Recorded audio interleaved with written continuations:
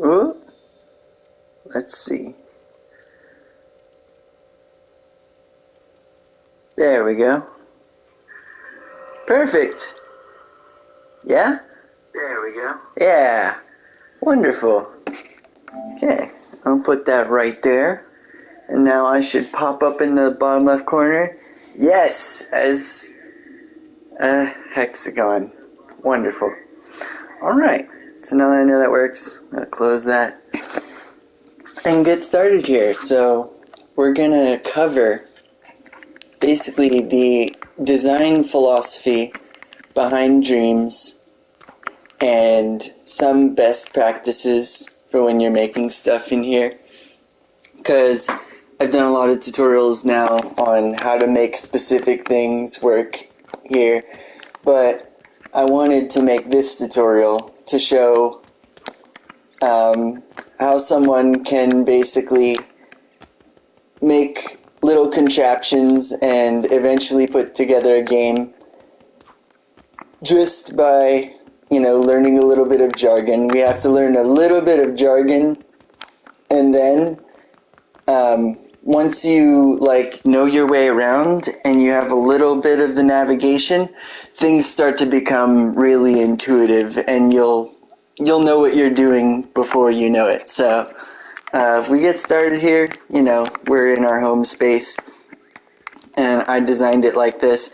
Now, there's a difference between dream shaping and, pressing square when you're in your home space and getting the little thing to edit your home space. You can't do it while you're live, apparently. I press square. It's not. But one thing I want to cover here, you press start here, and immediately your imp pops up. And your imp looks different depending on when you go here, you can customize it. I always pick the wrong thing. On the bottom left there, after you pick your username here, and it'll give you your level, and on the left is your imp. So that thing will start moving around on your screen. As soon as you press start, it'll be there in your home space too, if you haven't already possessed a character. And these characters are called puppets.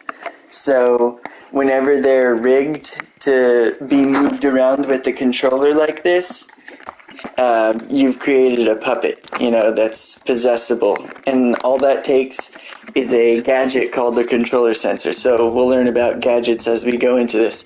When we press start, you notice I'm aiming the imp around with this controller. So with PlayStation 5, it's a little bit different, and I wanted to cover that real quick. On the PlayStation 4, it has this big light bar, and the PlayStation camera here would actually use the information from this controller's light bar to find out where your imp is pointing. As the PlayStation 5 controller doesn't have much of a light bar here, and so the result is, on the PS4, it was more absolute, where, when you would center your imp, the light and the camera would work together to show where your imp is on the screen.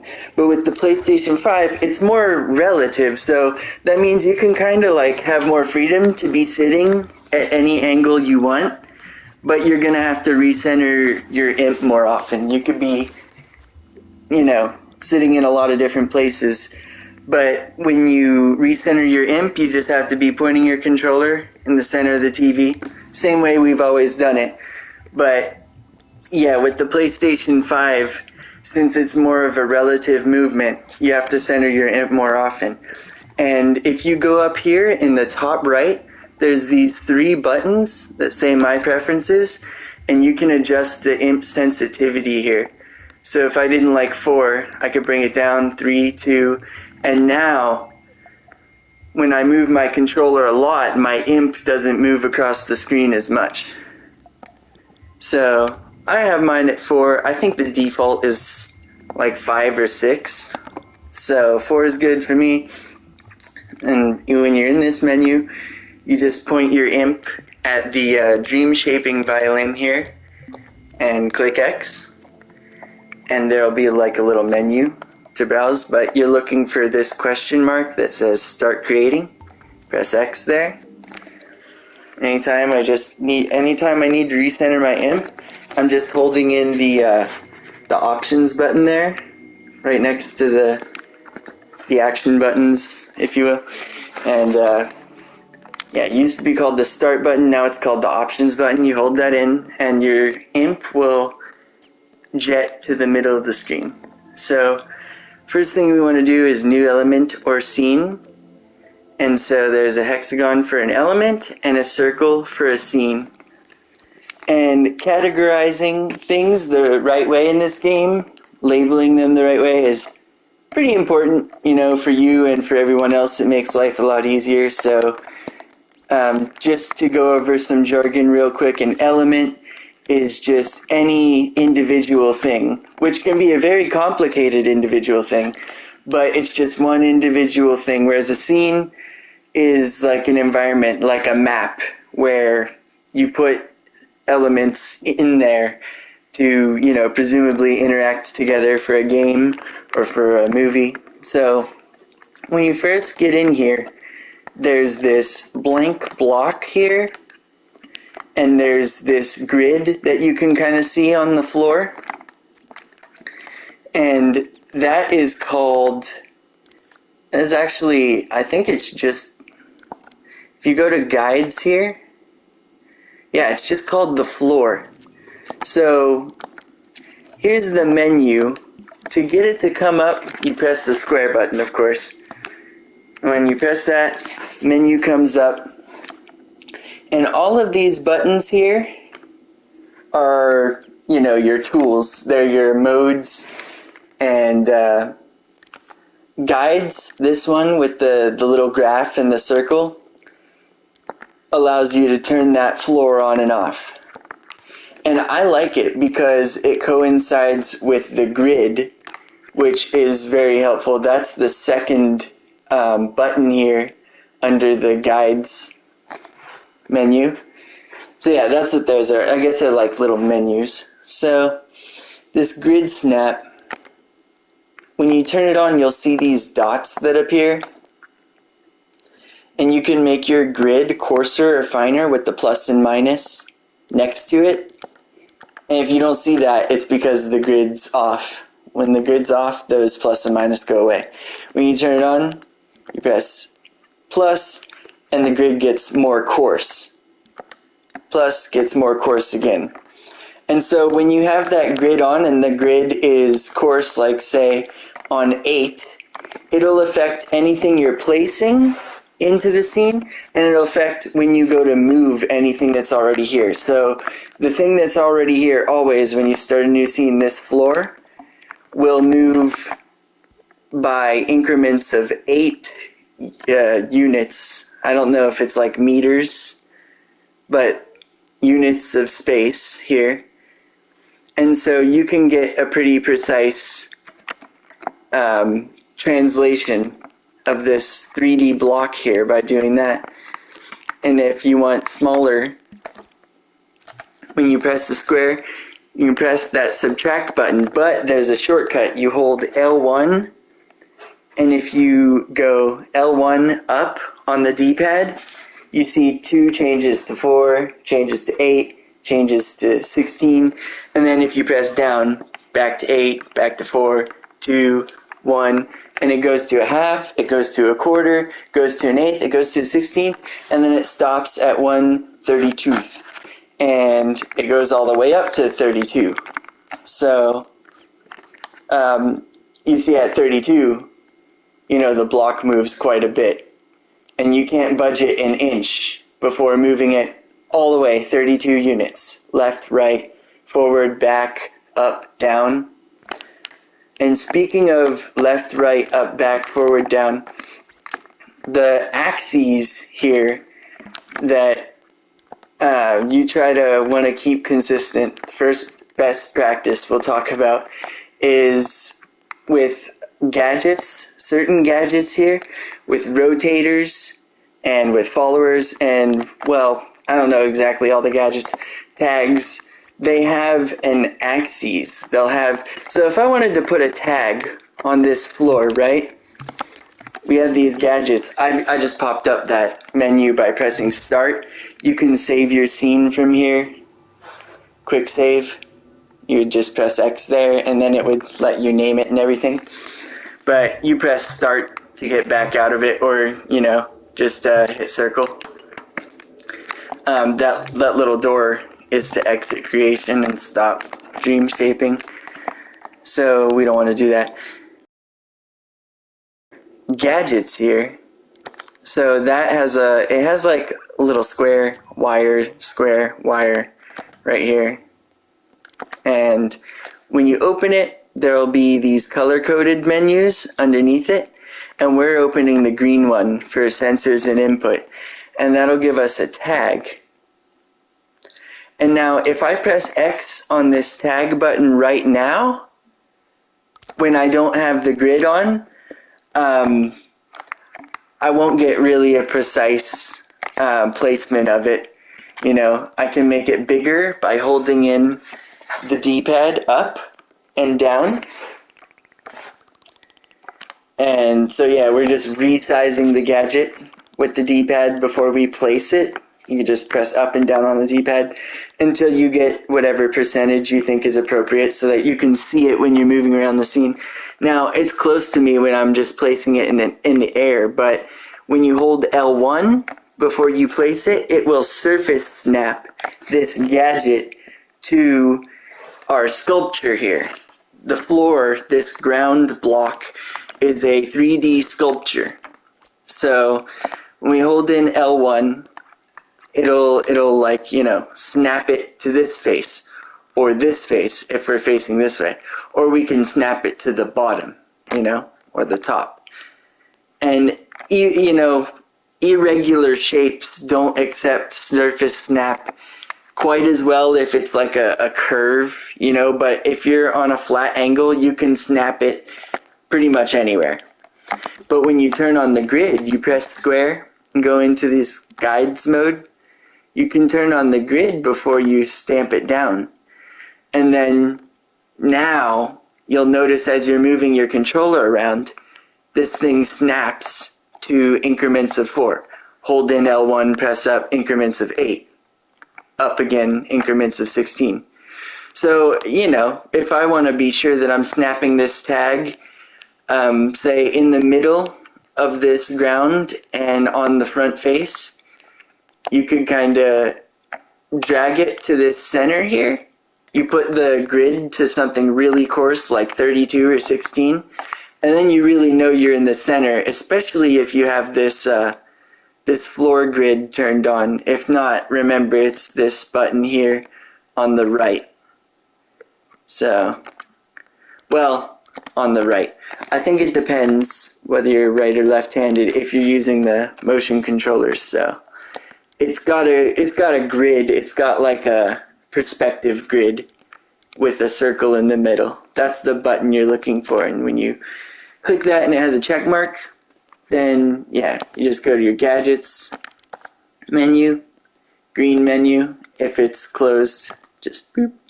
If some other menu is open, to close it, you just press circle. And then, so that's how to navigate the menus. They're pretty simple. Just circle to close something, anything that you expand. Some menus have 3 layers. You know, it just keeps going in theory. So they're just sub-menus. So when we go to this tag, yeah, right here. It's got the tag in the middle, and it's in the middle like a crosshairs.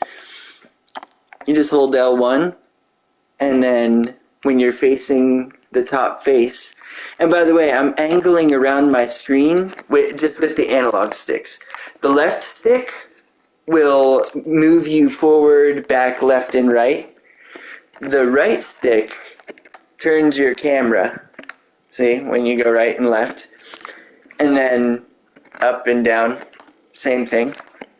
It'll turn your camera. And I think in that preferences menu, There's probably an option to invert that if you prefer it inverted. But so when you can use your right stick to get a good view of the top and your left stick to get yourself over the middle, you hold L1, and you press X, and then you've stamped a tag right in the middle of your ground on the top face. And now I didn't resize it, so you can grab it after the fact with the R trigger, and then just while holding that R trigger, just hit the up on the D-pad there. And while you're holding the R trigger, it'll also move the tag too. So be aware of that if you're moving the controller.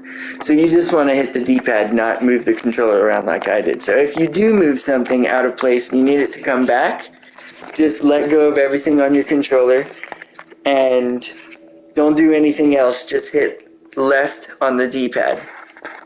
And then bam. That is the undo button. And so that tag goes back to where I wanted it. Now I just aim right over it. And I make sure, because if I have my guides here, if my grid snap is way down on an eighth or a quarter, when you grab this thing, you might move it a little bit by accident. So always make sure that your grid is up to 32 or 16. If you're trying to keep something in the origin, you know, that is the intersection of the, it'll be Z-axis, or no. Y-axis, up and down, Z-axis for depth, right? And then X-axis for left and right. That's what it is. You try to make everything conform to the Y-axis is up and down, the left to right is X, and the Z is depth, forward and back. But all that really matters is consistency among your gadgets, and we'll see what that means in a little bit here. So we take this tag, we've got it on 32. I just hold R2, and then without moving the controller that much, I just press up. You can move the controller a little bit because we have it set to 32.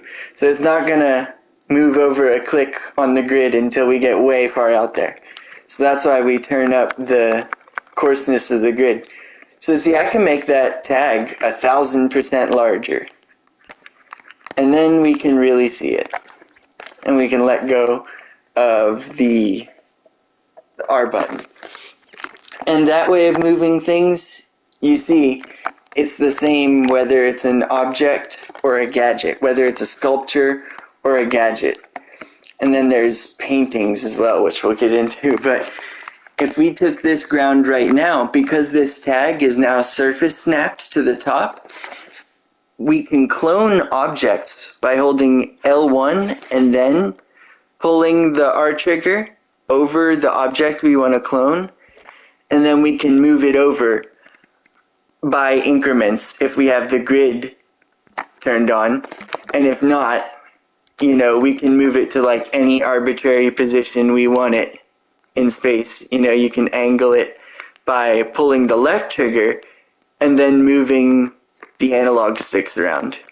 So you can get like pretty much any configuration you want once you know, get really good at that. But you'll see it copied the tag with the block because it was surface snapped to it. And that's basically how it'll work when you snap any gadget. Like, I don't even know what half this stuff is, but, you know, you snap this thing to it wherever you want, press X, and then there it is. When you copy this, it's going to be exactly there on your copy. So that's a neat little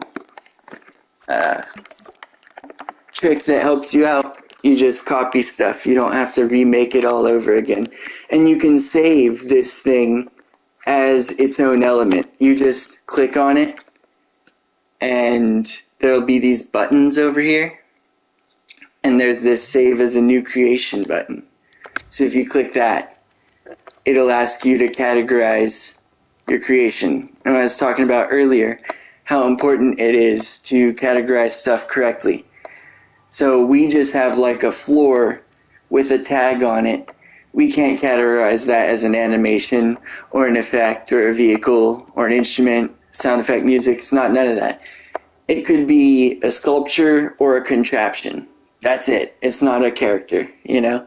So you would pick sculpture, and then it asks you to name it. You press square to erase everything, and then you can start naming it, you know, floor. And then R2 to save it and all that jazz. So I press circle to get out of all that. We place the tag in the middle of this ground floor thing, like exactly in the middle. We know it's exactly in the middle because we use this grid. And I just leave the floor on forever. So that's my style. And I like to use the grid more often than not. So those are the best practices that I'm going to show you, because I think that makes things work a lot better. But of course, you can use whatever guides you want.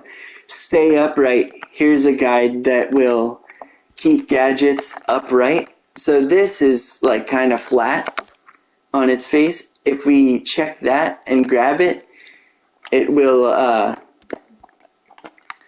yeah, I guess it doesn't do anything for tags. But yeah, oh no, it's because I still have the grid on. So yeah, those two things will compete with each other. So yeah, see, stay upright will force it to stay upright. You can't, when you hold the L and try to use the analog sticks to tilt it, you can't.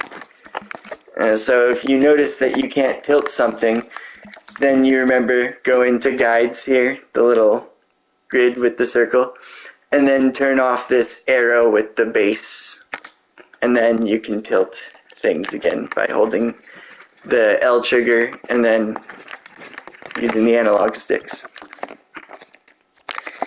So we got a tag in there, and that's basically the simplest gadget, I think, is a tag. And it's used for a lot of stuff. So we can name things to organize it. We can name the actual sculpture.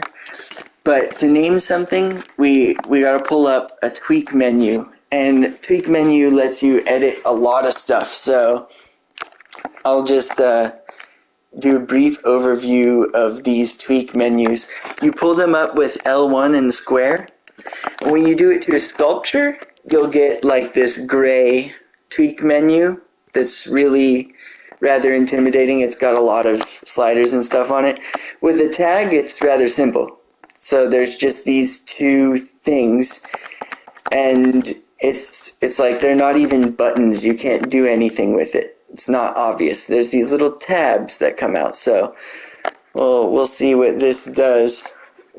But whenever you hover over this tag word here, it'll turn white there, and then if you click X on it, it pulls up this keyboard that lets you name the tag. So you can say floor origin.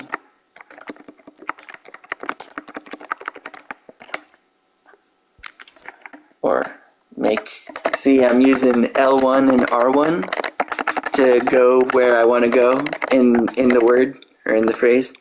I press square to delete, L2 to capitalize again, O. And then I just wanted to capitalize that O. So floor origin, that's a tag for it.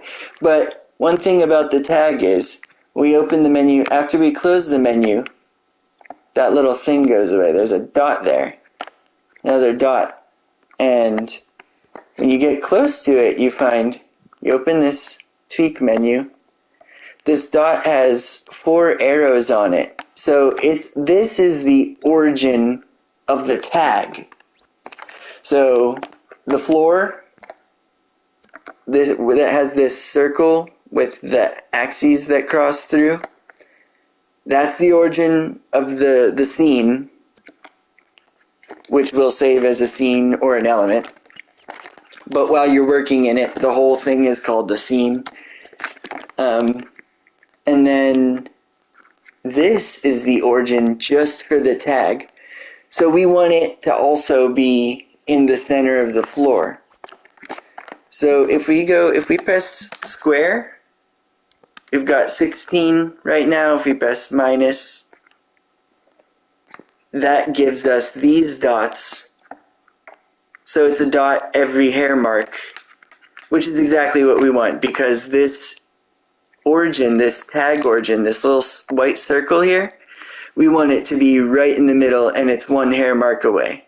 So we'll grab it and we'll scoot it over and let go. And now it's in the middle. But not before we press left on the D-pad. If you want to get the arrows to pop up, you can just grab it with R or with L, probably. But we want to grab it with the L trigger to rotate these things, because they've moved with the tag since we've planted the tag face down onto the floor. So things have been rotated along the that x-axis. So yeah, it gets a little bit confusing, but yeah, we want the Z to have the depth. So I'll hold L over the dot, and then when I'm facing it from this way, it'll be the right analog stick moving to the right. And then so that gives me, oh whoops, no, that was X there. So we have to face it from this way, see? Because we want the Y to come up to be up and down. Then Z is depth, and then X is left and right. As far as we know. Now to confirm this, up here in this puzzle piece block, I'll close this menu. That was our tweak menu for the sculpture, by the way. We can add full tint, change the color, just in this box right here with these first two things, the color wheel and the slider. Just put the slider up. And if you don't put that tint slider up all the way, it'll be some mix between the original brown color that it is and the tint. And you can edit the original color with spray paint, which we'll talk about later when we go into sculpting and flex and all that wonderful jazz.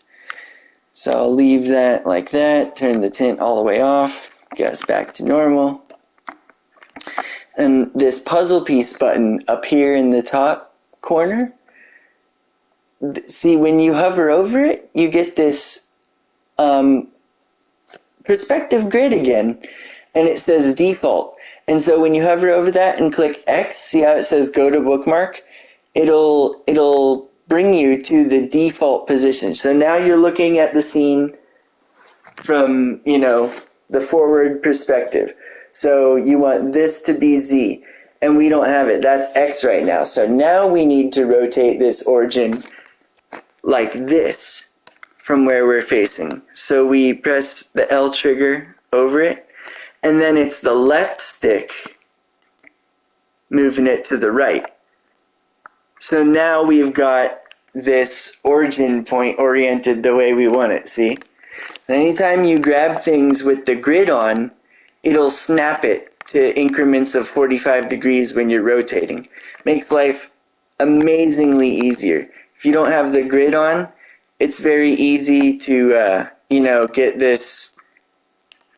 get these axes in a position that makes no sense whatsoever. You know what I mean? Because you have to look at things from multiple angles to see that things don't get distorted, from lack of perspective. So I pressed L on the D-pad to get it back. This is the way we want it oriented, because if we're way out in here, and the way I zoomed out by the way, is called grab cam zooming. And so your imp has these little, this little top part on its head that lights up, the imp like bulb, and see it's got the arrows? That is the imp cursor. So that is the singular point in the center of those arrows where you're trying to aim your imp to pick things. So see, when I hover over a menu, it becomes a dot. And so I grab that anywhere on this menu with the, the R trigger, R2, and it'll let me move the menu around just like I would move an object, and it's screen snapped right now. So if I don't want it to be screen snapped, I can really move it around in the scene like it's an object by, see this white button here with the screen, computer screen? You just hover the dot of the imp there, right over that, and hit X. And then it becomes this 3D menu in the scene that doesn't follow you as you move around. So there are times where you want, menus just chilling, like here, no matter where you are. And then there are times where you have this kind of menu and you're looking at it from this view, and then you want to look at it from this view and tweak your settings. So in that case, you want to have it screen snapped so you can just not worry about, here's the menu here, and then I have to look over here and drag the menu and spin it around. If you screen snap it, then it'll just follow you wherever you are, and wherever you let go, it'll kind of just put itself there in the scene. And you resize these menus the same way you do objects. So you grab them with the R2 trigger, press up on the D-pad, boom, boom, boom, boom, boom.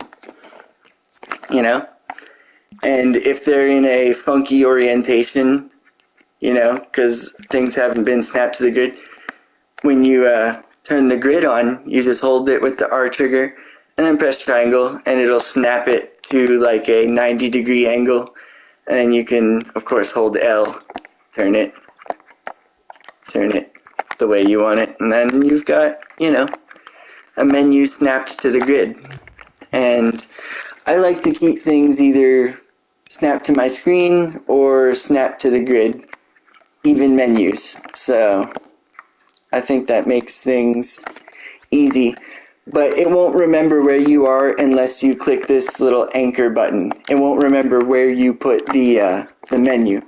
So if you want to keep that position, let's say you unsnap it, and you want this menu to always pop up, say, right here, or maybe out a little bit, up. You get it where you want it, then you click the anchor button, save position. And then when you hold L1 and press circle, over any menu, you'll close it.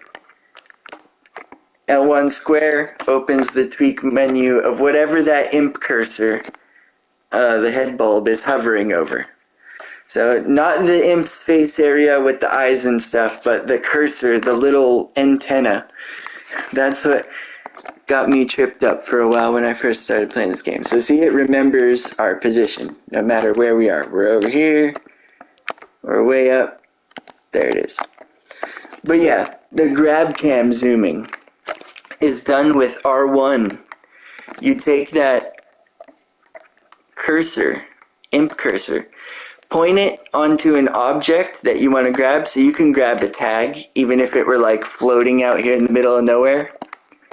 Anything the imp can grab onto, it can.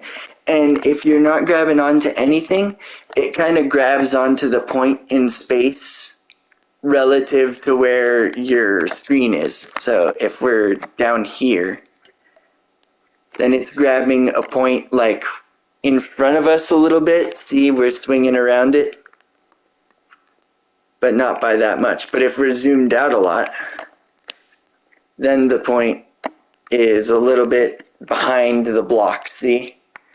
So in order to get yourself close to an object again, you just put your imp cursor over the object you want to get close to, hold R1, and then press up on this left analog stick.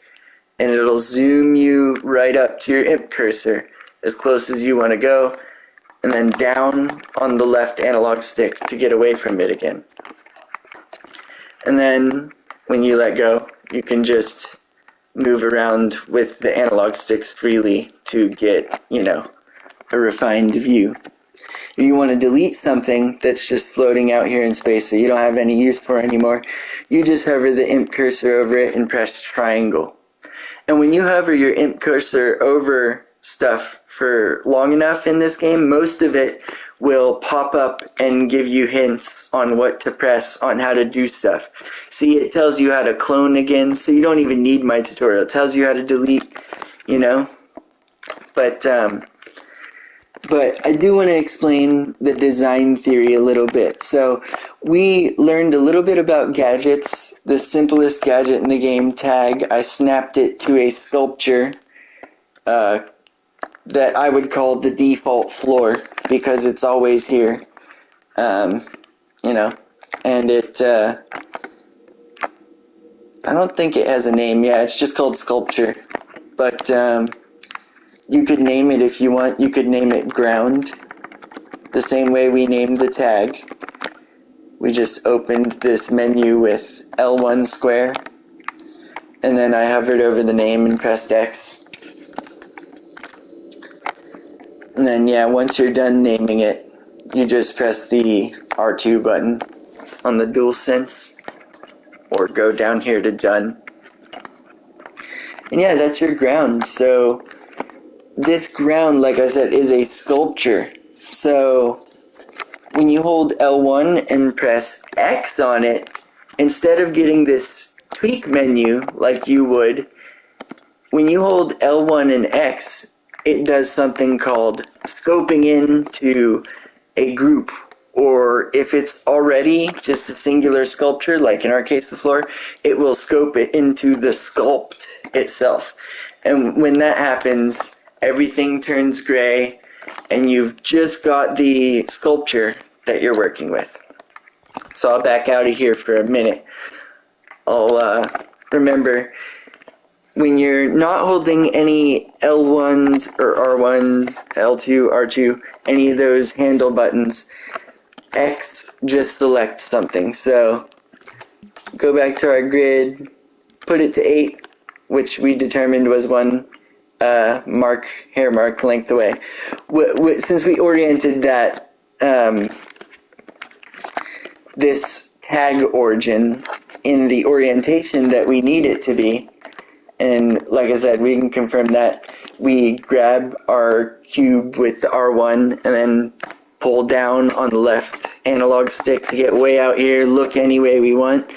It doesn't matter because we've got this little puzzle piece button here that's always there up in the top corner. And you just hover over it and you click that perspective grid. Boom, takes you back to front facing. So we can just grab that origin mark with our R2 and move it over one tick. Boom. So now it's in the center, it's in the correct position, and it's in the correct orientation with the scene with our floor. This ground sculpture does not have an origin point.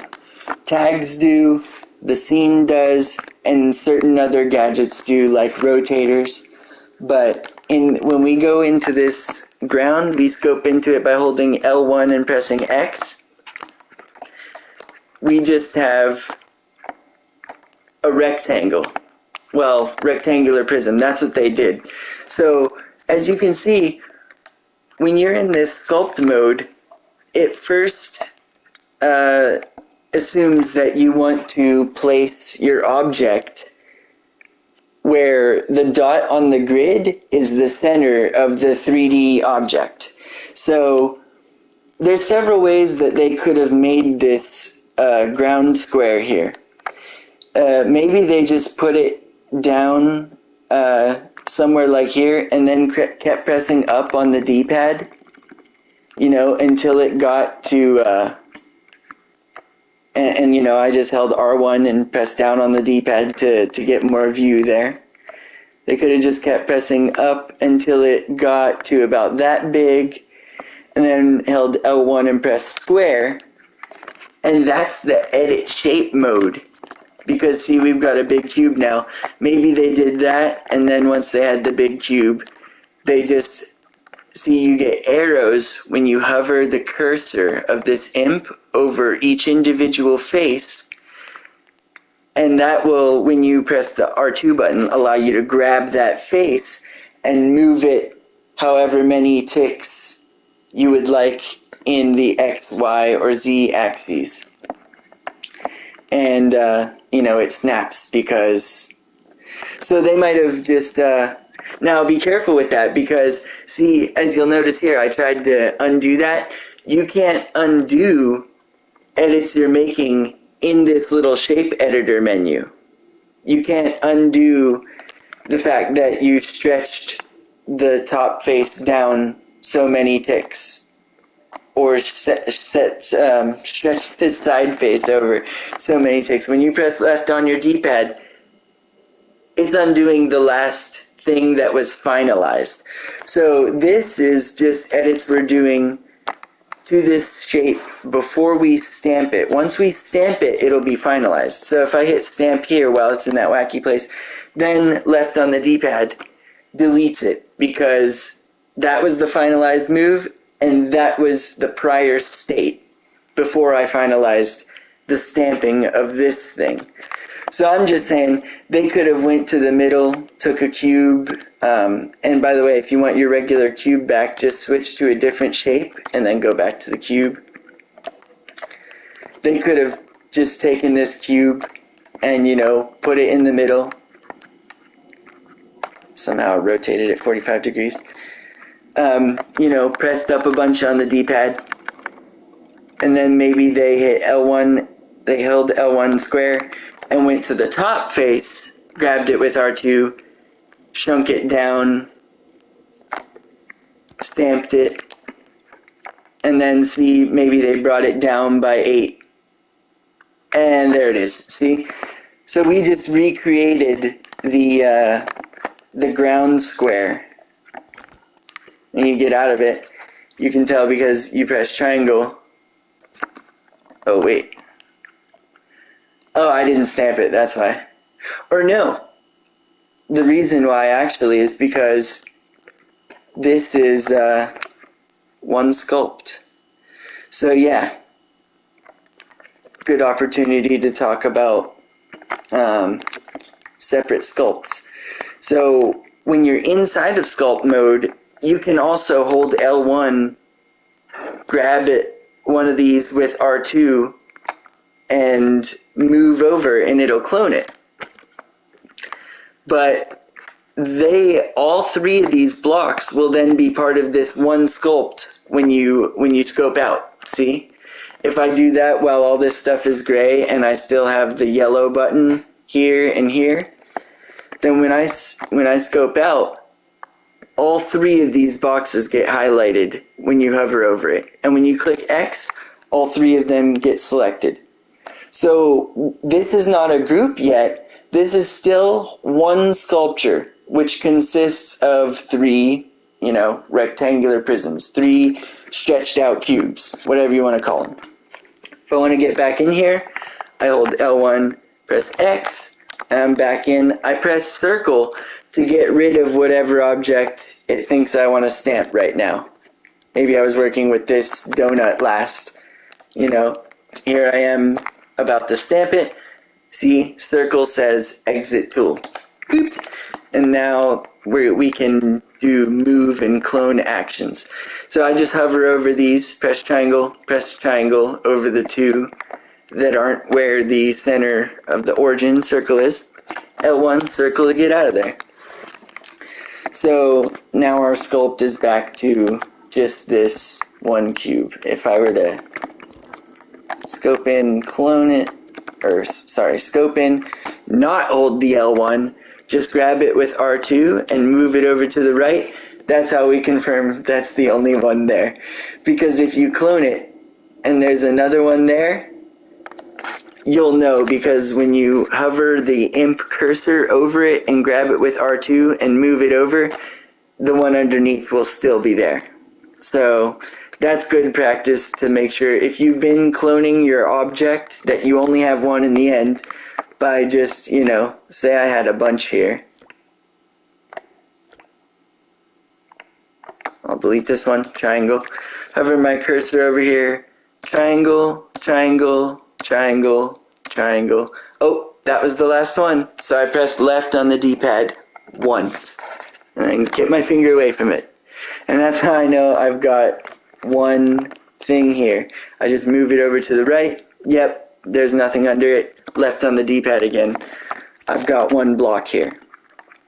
So they could have made that sculpt that way by placing the cube in the middle, making it big, and then squashing it down and orienting it where it needs to be.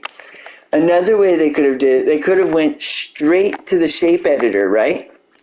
So if you start from the corner of where you want the corner of this cube to be, then you hit L1 and square, you can do it like this. And as soon as you grab this face, it'll snap to that dot. So we want that face snapped to the dot and this face snapped to the dot. Now we've got that corner the way we need it. Then we drag this face over here. And that's how long we need that face. Then we drag this face over here. And then, you know, our grid, bring it to our increments that we need. And yeah, that could have been how they did it. And then you see that little stamp in place button is a nice shortcut. So when we've got a shape that we're editing in Shape Editor, there's two options we have after we get the right dimensions of the cube that we want, or rectangular prism thing.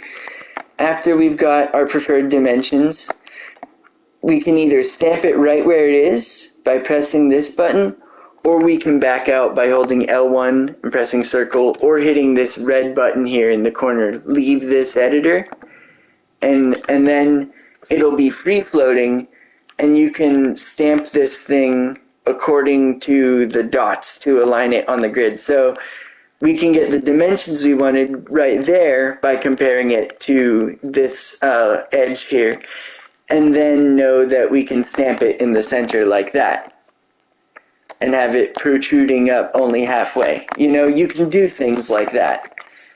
And you can bring in puppets, you know, and make a scene here. So puppets, hold L1, press circle. We're really shifting gears here. Puppets are a gadget, so here they are in Gadgets menu, but they're not in the green section. They're not a sensor or input, but they're in Gameplay Gear. There's a Blank Puppet Deluxe, and then a Blank Puppet. There's Puppet Interface, which helps you make your own puppets. But yeah, the Blank Puppet Collection brings this up. You've got the Blank Puppet Basic, which is what they had before the Puppet Deluxe. I always use the Deluxe Puppet, but there is this blank sliding platforming puppet as well. So keep that in mind. This puppet, the way I describe it is, it's kind of like faster.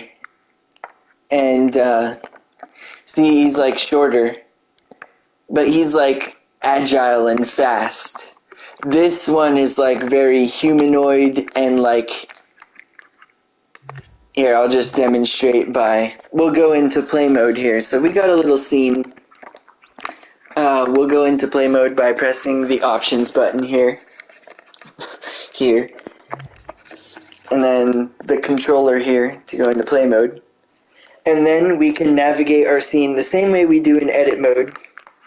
But it'll probably be locked onto a puppet. So, because these are, Media Molecules puppets, they're built in to kind of have the camera move to them, and then but when you hover your imp cursor over a select one, you can choose which one you want to possess. So see, then you use the left analog stick to move it around, the way you aim your controller controls where you're pointing your head with, I think, both of these puppets. And by default, the puppets will follow each other. So, the sliding puppet will follow me around. Depending on the parameters you set, it may be able to come after you up a ledge, if it can jump that high or not. So, if we go back into edit mode, press the options button. Now it's a pencil to get back into edit mode. We click it. And now, notice the scene is left exactly the way we left it. So we moved around and did a bunch of stuff. So now that introduces time. Anytime we go into play mode, time starts. And if we want to get back to the beginning of time, where our characters are. Now this is something that will trip you up in the beginning. You'll move your characters back to their initial positions while, you have time paused somewhere else that's not at the beginning. And then when you do find out, you go back to the beginning and your puppets are all moved relative to that. So make sure you don't try to move these guys back to their position. Remember, you want to click this button up here, this rewind button next to the play button.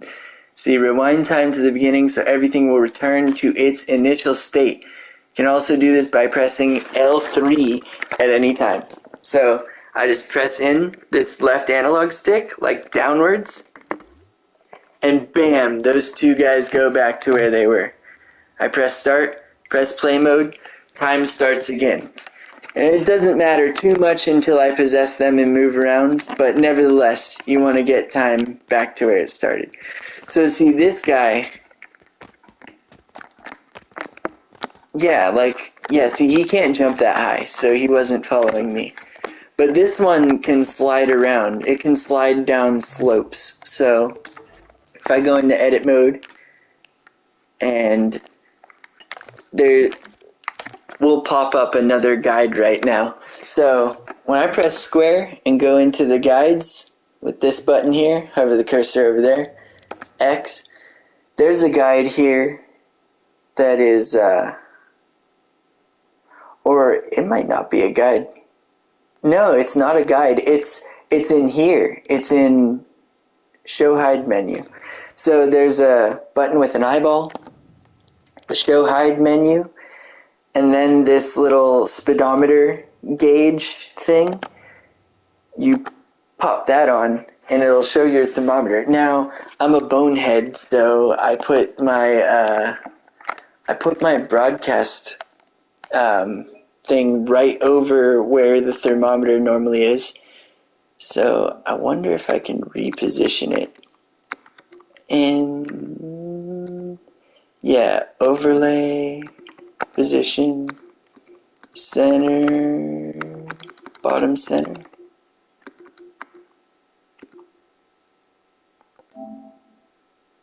Bottom right. Did that move it? Nah, it didn't move it.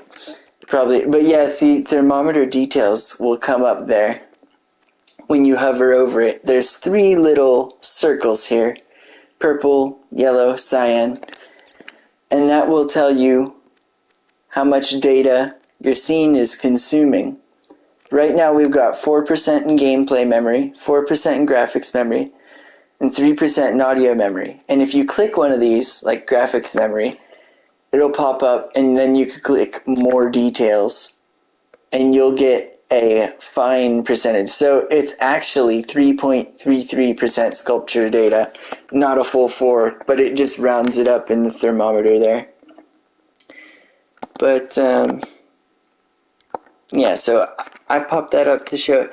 But really you don't have to because it'll always be there. I just didn't see it because my overlay is over it right now. But we have that thermometer.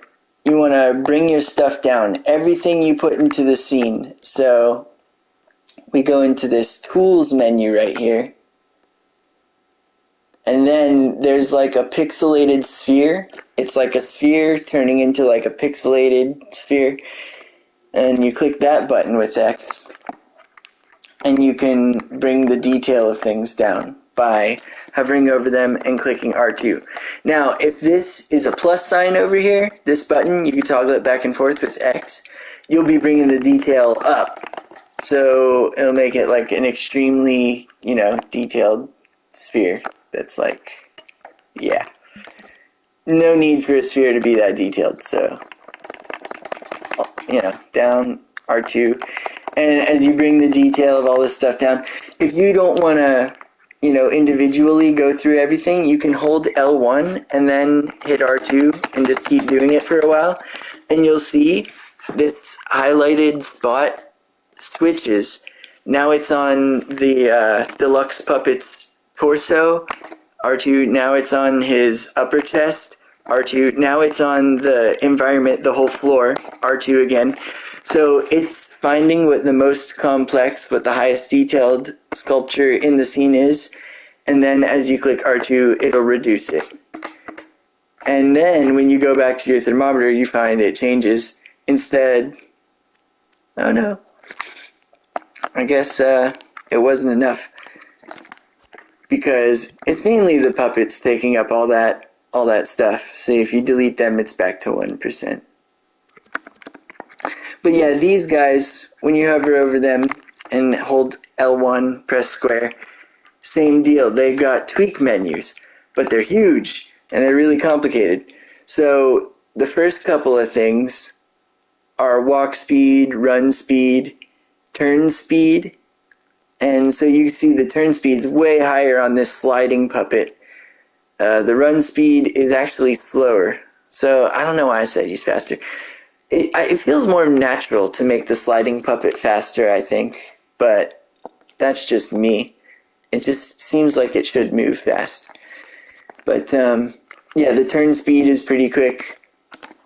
So if I go into here, if I scope into here, hold L1, press X, I've got my cubes positioned. I can put a wedge here to demonstrate how this sliding puppet, I think it slides. Press up on the D-pad and see I can get a wedge there. And now, like we would hold L1 and press square before we stamped an object and stretch all the sides, we can stretch all the sides after the fact too, like this. If we just press square, we're in the sculpt mode menus now. So these are objects to place, so we don't want that. So you can press circle to close it, but you don't really need to. You just press tools right here with X, and that gives you general tools for sculpt mode. And so this is where spray paint was that I was talking about earlier. If we grab that, we can spray paint this, and then the original color without the tint of our shapes, of our sculptures in their tweak menus will include that detailed spray paint. So we'll get into that right after. But right now, I'll use this stretch tool. See? So there's a move tool, which is pretty much what we're using by default once we get rid of that shape, whatever shape we're stamping. Once we get out of stamp shape or smear shape mode, it reverts you to move. But the one right next to it just has the two arrows, stretch. When you click that, then you hover over any of these shapes that we've already placed, and we can modify them. Now if we do that, we bury our puppets here. So we don't want to do that. Now, since we're not in the shape editor menu, that is one stretch move, and now we're in a different state. So we can undo that with the left. So that's a good left D-pad. That's a good benefit to stretching your shapes after you place them, because then you can undo each individual stretch if you suddenly get bumped and the whole thing stretches way out there, then you can press left instead of having to grab it and drag it all the way over because you're still in the shape editor menu. So I like to place it and then drag it. So I can drag this to this edge. then say I want this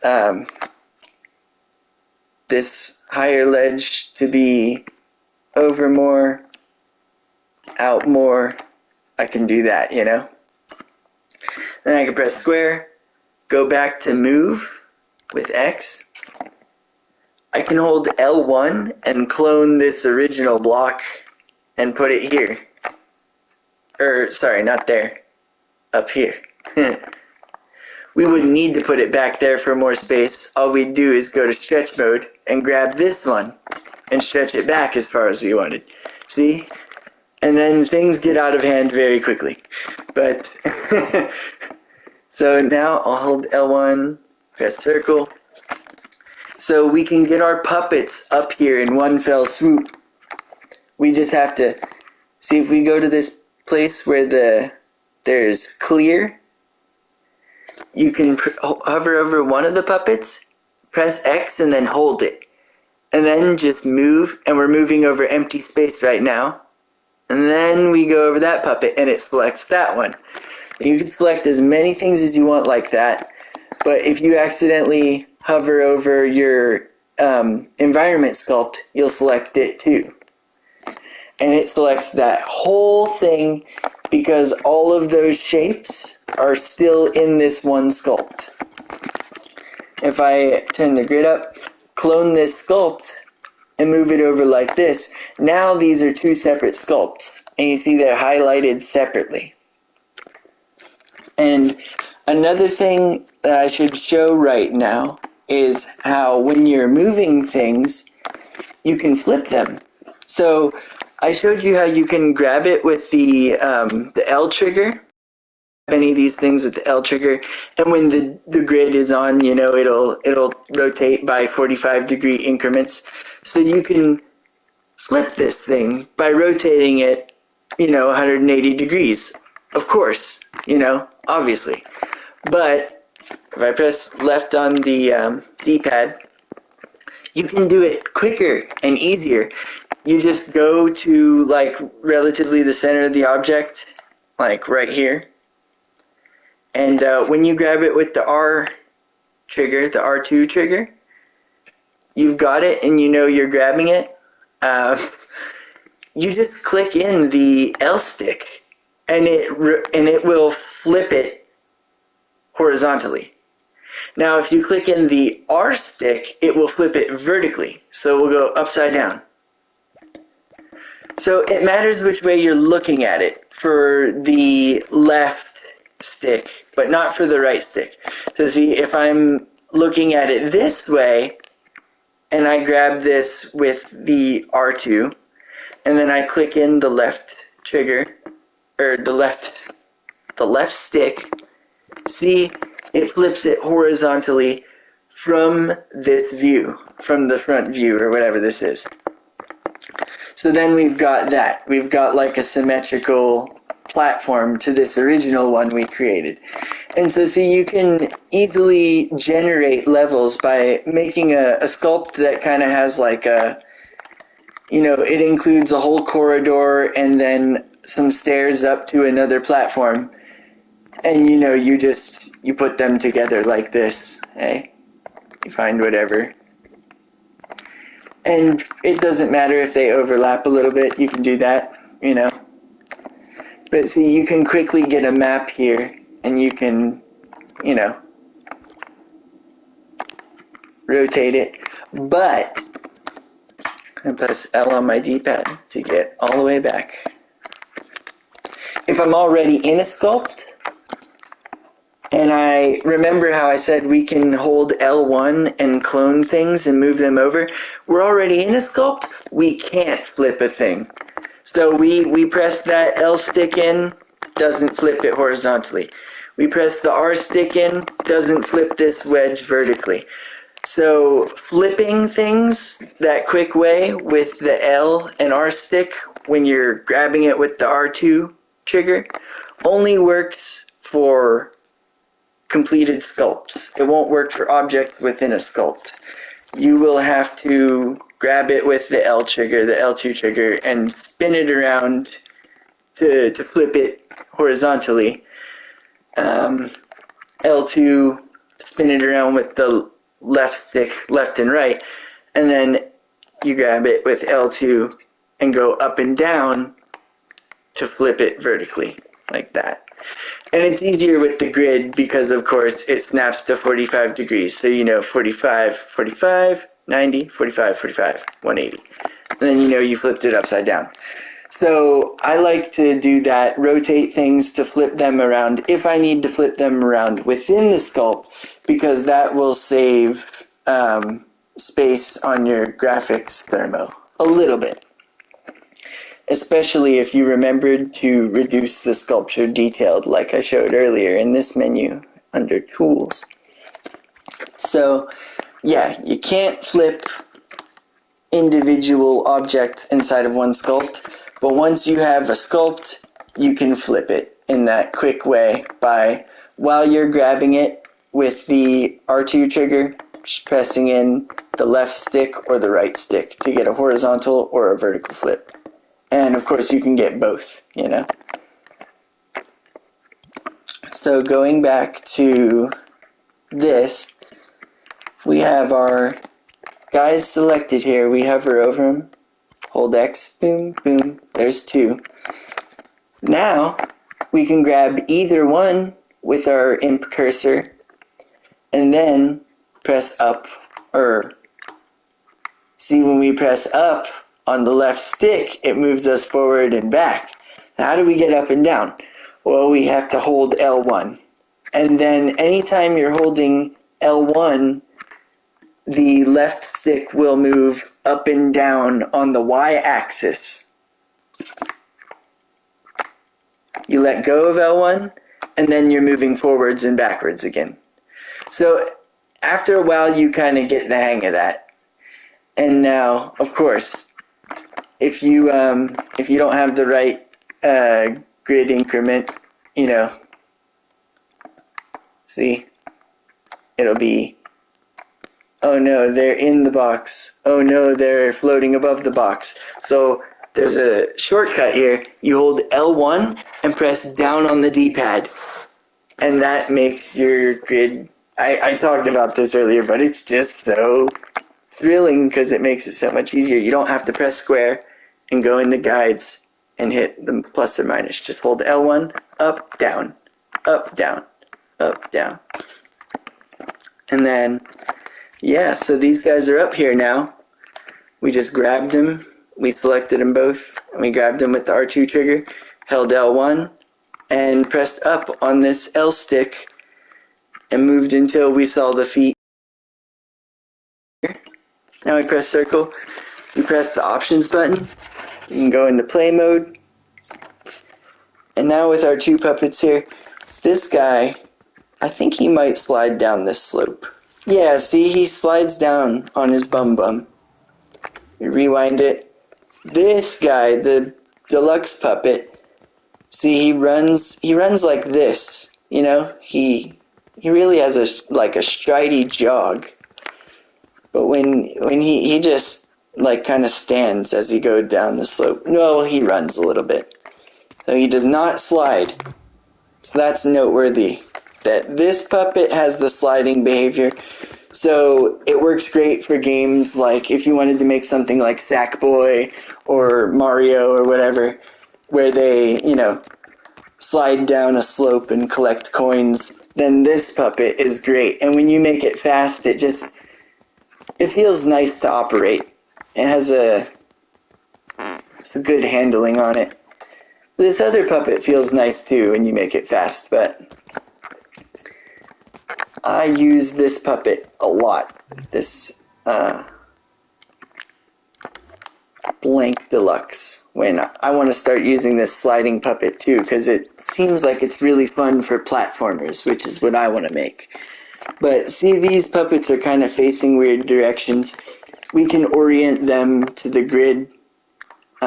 We just press, well, you know, we hold R2 to grab them. Press triangle. That will align them to the grid. R2, triangle, boom, align to the grid. And when you do that, it'll resize them. Notice, this one I didn't size at all, so it stayed the same. But this one, I think I shrunk, so he went back to his original size. You can grab it and shrink it again, or you can just, we're on the grid, so. Yeah, no, I don't know how he ended up not aligned, because we're in the beginning of time. So yeah, we have to press triangle. R2, triangle, and then R2, down. Size him down. Or we could size him up, But that's just a way to keep things consistent, If that's what you want to do. You don't have to do that, but in any case, you hold R2 over whatever puppet or whatever object, and then you press up and down on the D-pad, and that's how you resize it. So these puppets have gadgets inside them. They have their own tags, like I put on the floor here, that I don't even think we can see anymore, because it's underneath these guys. Yeah, there it is. Now, if we want to see it without deleting that stuff in the sculpt, there's actually a tool for that. So this eyeball menu, you can click it with X, and it's called X-ray right here, right next to the speedometer thing. It has a little dotted line. And see, there we go. Now, not only can we see that tag from here, we can also grab it. So X-ray is super useful when you want to move stuff that is inside of something else, which happens all the time. These sculptures always intersect in this game, and when they do, you want to make sure that there's a parameter turned off in their tweak menu.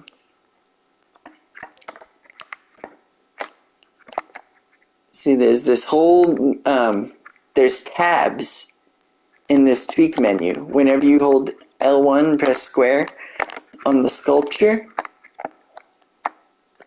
there's outer properties, inner properties, fleck properties, effects, physical properties, collision labels. So you go to physical properties and you can turn off collidable right here. It's the third button down. It has like a collision.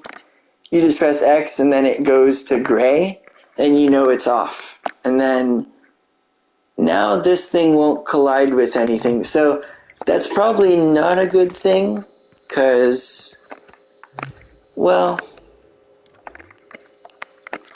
it looks like these puppets aren't falling through the floor, so that's good. If I made them non-collidable, I wonder if it would make them fall through the floor. No, so Dreams handled that, so that's good. But yeah, see, some funky stuff is happening. We're just like walking on air here.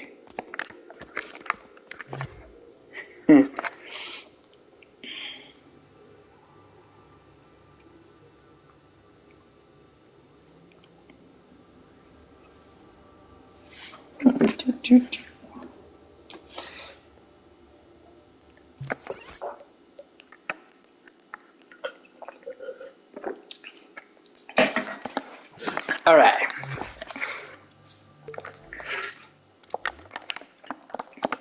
So, yeah. Okie dokie. So, I think, yeah, is that right? Yeah, I made them both non-collidable. So you can see they go through each other. Like, there's no resistance at all, they just, and, it'll be following you, depending on which one you're possessing, but if they're both non-collidable, they can walk right through each other. Really, I think only one has to be non-collidable, and I think you'll have that effect. But yeah, anytime, L1 square over these puppets, you can grab this menu with R2, and hold in up on the D-pad to see. It's the little Newton's cradle there, physical properties, third button down, collidable. So I turn that one back on. I don't think it matters. Yeah, because this one is still non-collidable. So this one is not colliding. So this one is ready to collide with stuff, but this one isn't. So this one is going through that one, even when the other one is possessed. Now I'm going through this one.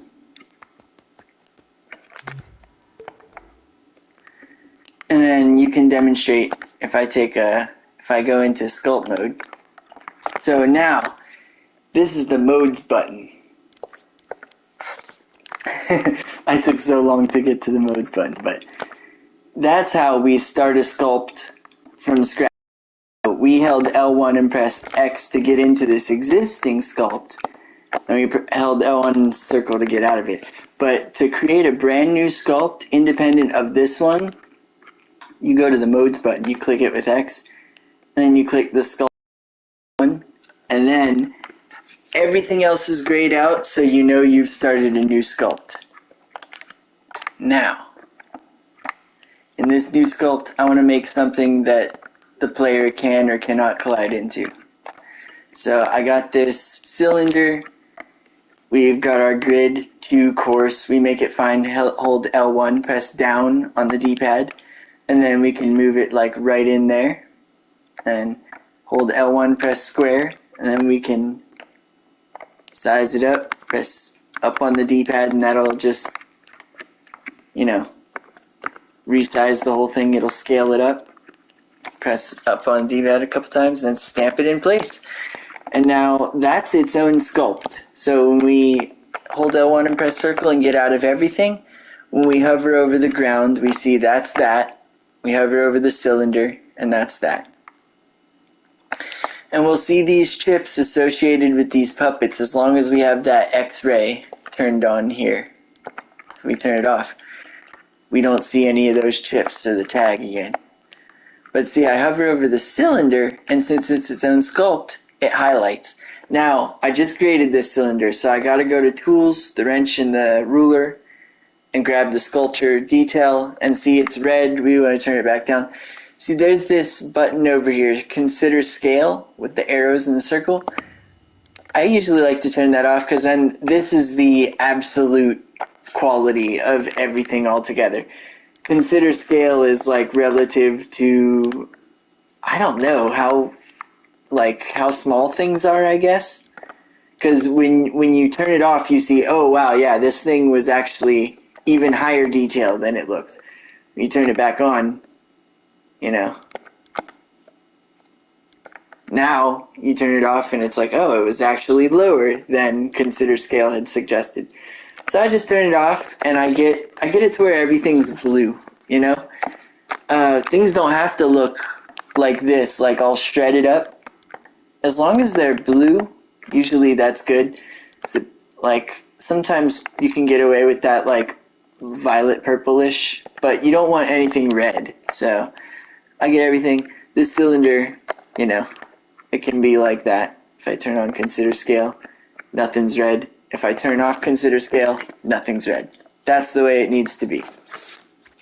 So you got 4% still, but again, it's just from both these puppets here.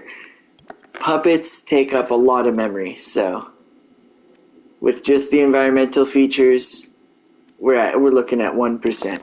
If all that stuff was red, though, we wouldn't be looking at 1%. If all this stuff was red, we'd be looking at 5%. So you can actually do this cool thing where you can hover over the thermometer and press left on the D-pad while you're hovering over it. So you can walk back through the steps, each individual step where you increase the detail. And then you can see what amount of detail you can get away with. Up, it's still 1. Oh no, there it went to 2. Go back, left on the D-pad again, back to 1. Left one more time, 1, still on 1. Make this one more expensive a couple times, 1, 2, 3, 4. And then hover over the thermometer. We don't want 3, back 1. Oh, 2, back 1, back 1. Oh, there we go. So that's the highest detail we can get away and still be at 1%. If we press right on the D-pad to redo it one more time, we get 2%. And again, you can press X anytime you're hovering over that thermometer and get into this menu again. See that it's actually not a full 1%, and so that wasn't a full 3%, it was just 2 point something, but still, you know. You get things looking as good as they need to look, and, you know, where you can use everything you need to use. So I can replace these puppets back in here, no big deal.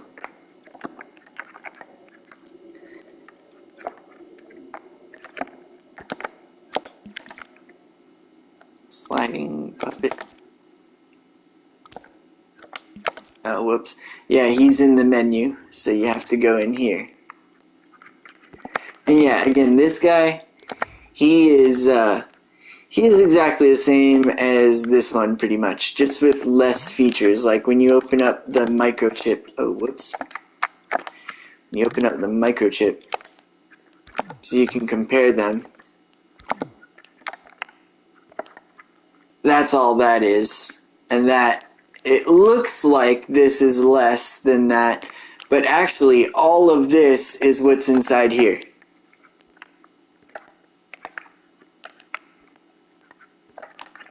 So see, like this old puppet, the basic one, the whole logic of it is just the controller logic, basically, of this puppet. And then it has sound effects. Well, this one has sound effects, but, you know, and it has auto guides. But it doesn't have the jump animation, it doesn't have the poses, doesn't have the follow behavior. So, since you see it doesn't have the follow behavior, that will do what you would expect when you possess any of these puppets.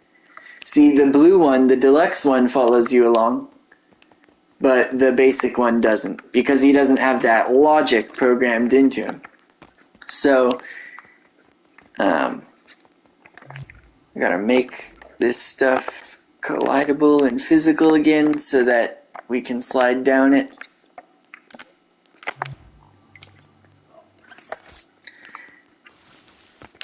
And now you gotta be careful because there's other buttons right next to that collidable in this menu. Like if you press this one at the top, you know, if you press the eyeball, first of all, the whole thing disappears. And while the menu is open, you'll still see it there vaguely. There's a little bit of it. It's transparent. But once you close that menu, you're toast, man. You're hopeless to get it back unless you press square, go into the show hide, and then uncheck this preview invisibility. Then you can open the menu again. But yeah, so I don't really like to turn off the visibility of things except when it's part of logic. So that's the cool thing about this game. You can take circuits and signals, you know, and inputs and outputs, and make things that happen in your game and buttons and toggles that the player presses on the controller control parameters of these menus for the tags and for the gadgets and for the sculptures and for the paintings. So that's another thing. In modes, there's paint mode here. So real quick before we get into paint mode, I just want to show with the puppets. When you open this menu on the cylinder, L1 square over the cylinder, which is its own object, when we go to it and make it non-collidable, now we can just straight up walk through this cylinder no matter which puppet we are.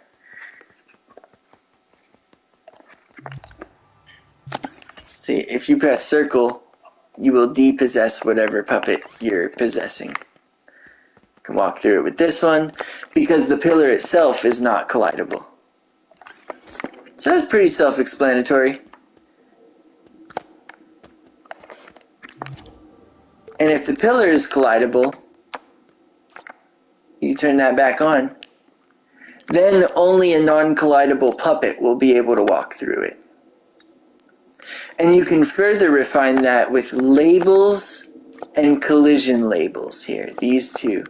We'll cover that super quick here. So we'll open all three menus for all three puppets, get them beside each other like this with R2 and just move them around.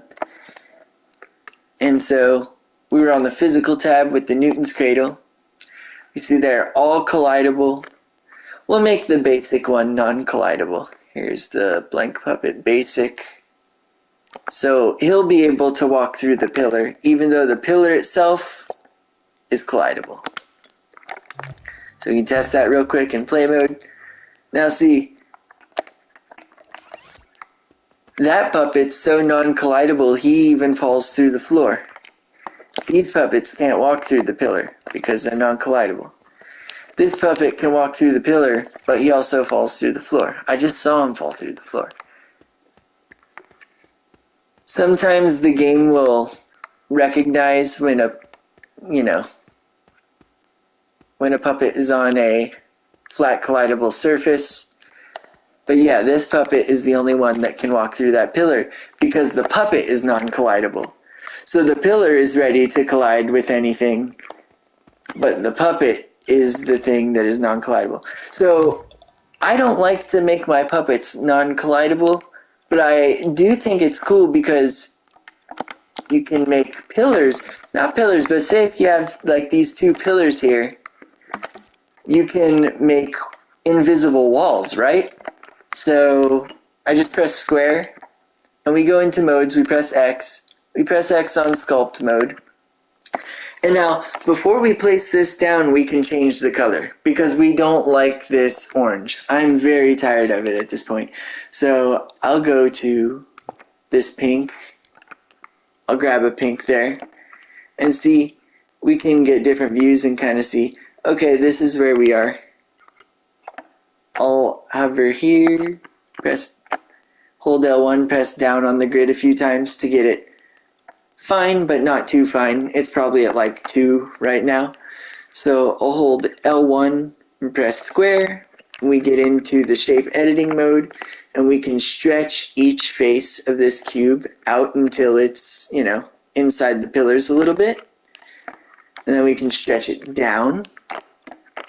And so now we have a wall there that we can stamp right in place. We stamp it with X. And since we place that wall by going into the sculpt mode first, that's its own shape now. So we've got this pillar, that pillar, and this wall.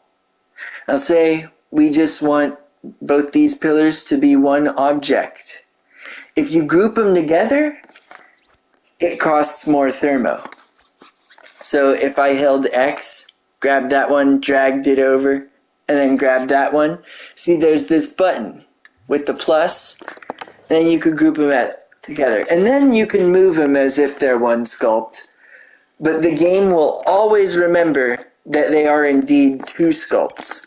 And with subgroups, you group two things together, and then they're one group. You group that together with a third thing, and now that's one big group. But when you ungroup it, it doesn't give you 3 separate things. It remembers exactly which subgroups you had. So it'll ungroup into the third thing, and then the 2 original things in that group, and then you can ungroup that. Or, you can hold L1 and press X on these. Let's ungroup them first. We'll just hover over it, press X, and then press the minus sign here to ungroup it. Now they're 2 separate cylinders again. We'll press triangle on this one, and we'll bring our grid up course again by holding L1, press up on the D-pad. Hold L1 and press X on here. Now we press circle because we were stamping that wall.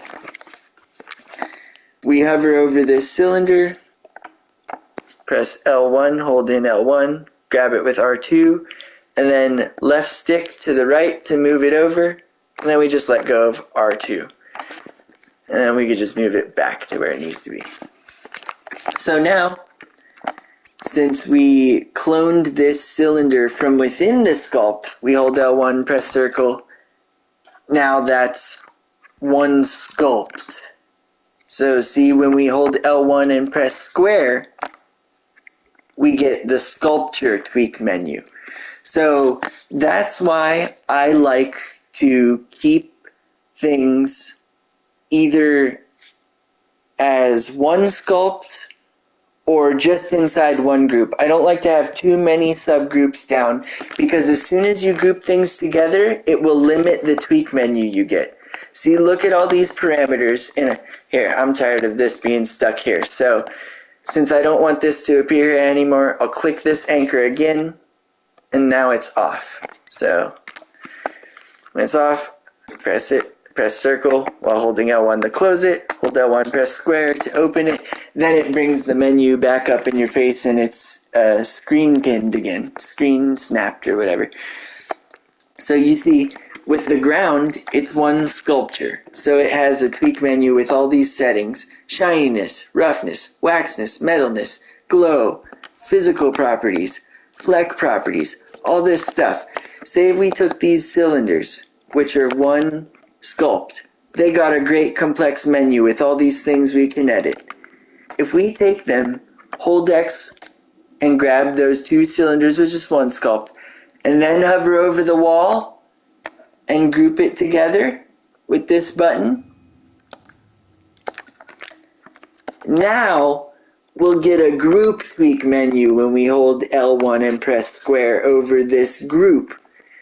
And the group tweak menu only gives you visible, invisible, movable, and non-movable, labels, collision labels, and audio. Wah, wah, wah. I don't like to be limited like that, so that's why I don't like to group things together until like the very end of my game when I start to organize stuff. What you will want to do at that point is you go into this tools menu and start freezing things that you don't want to grab by accident. So if we had our floor done, we grab the snowflake here in the tools menu. We grab the wrench and the ruler first, then the snowflake, and then R2 over our floor, or our level map. And it'll freeze that. So now, if we were to go to move it, we can't anymore. So it's frozen in place. So that's useful to if you have everything done. I don't have everything done, so you can unfreeze all if you add more things with this button right over here after you click the snowflake. You can do that. Or if you want to unfreeze an individual thing, you just hover over it and click R2 again. So we unfreeze it. We're back here. We've got this wall and these three things. These are grouped together. So see, I got the limited menu. As soon as I ungroup it, boom. Now the wall has a full sculpture menu, and the cylinders here, the columns, have a full sculpture menu. So I can rename this columns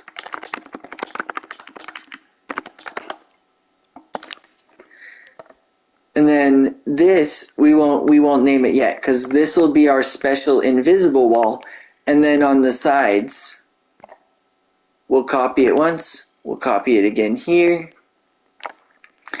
These two will be our walls that are collidable. And so this one will remain purple and seem special. These two will, they'll be gray. So I just turn off that original color saturation and it takes it to gray. Now, one thing that's important. Don't do what I just did here. I cloned that wall before decreasing the quality. Now, you might get lucky because I didn't edit this this rectangle any further after I cloned it. So it will reduce the detail of all three if I hover over just one, because Dreams knows that it's the same sculpt. And that's how you save memory, by reusing the same sculpt various times in one scene. We'd have these walls look different, but they're the same sculpt, so Dreams knows. But ideally, you wanna go ahead and bring your detail down as soon as you place a thing and then clone it, so that you know that even if you change it later, the new one that you cloned will also be of acceptable memory. I think we got 6 right now, all from our puppets. So we have 3 puppets here. I don't even know what happened to the other 2.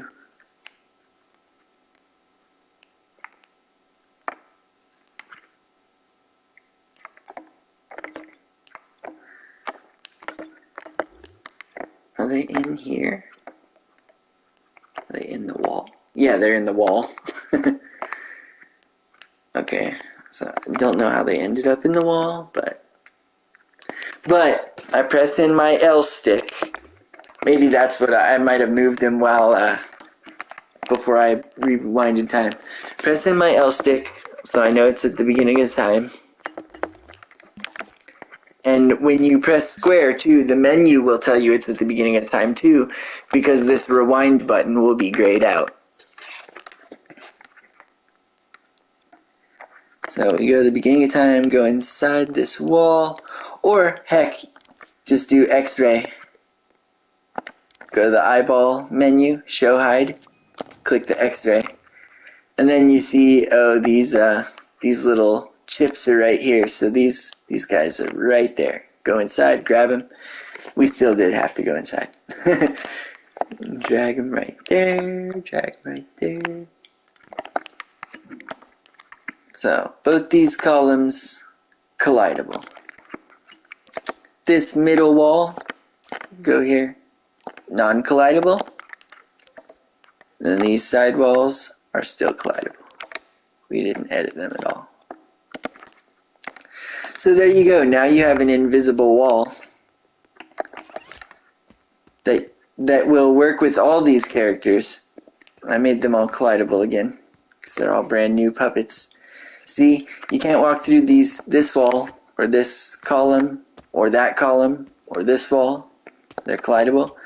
But you can walk through this one because it's non-collidable. And now, yeah, I think that this puppet is so basic, it doesn't even have a tag for these ones to follow. Because these ones are already set up to follow any player tag, but I don't even think the basic puppet has that. So, the basic puppet will not follow or be followed, but these puppets will. And this guy, we can all walk through walls, but only this guy can slide. So we're getting into the basics. This is pretty good. We'll do collision labels here real quick. So now when we open up this tweak menu, we hold L1, press square over this purple special wall. And we look at this, can hold R2, hold up on the D-pad to resize this thing and make it bigger. Click the Newton's cradle, and then you're in the physical menu. We have it non-collidable, but we can make it collidable. We can keep it collidable, but then we can go to collision labels, and there's collides with. So there's a couple ways we can do this. We can label our puppet as friend, foe, scenery, object, machine, weapon, missile, target, and then tell our wall to not collide with that label, or we can label our wall as friend, foe, scenery, object, machine, weapon, missile, target, and then tell our puppet collides with label when we open this menu to turn off that label, whatever we label the wall. So you have your two menus side by side, and to know which is which, you can kind of watch where they spring up from. I'll turn off the X-ray to make this less confusing. So I hold L1, I press square over my, here we'll get rid of the blank puppet now, over the deluxe puppet, and then go to labels. We can label our deluxe puppet as friend, I think it should be labeled friend by default, but it's not, so, you know. I like to do it this way. And then we can open our wall, L1 square, and we've got sculpture. We name it real quick, special wall, or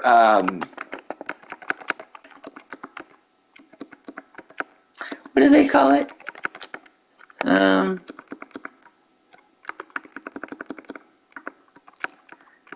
Invisible wall.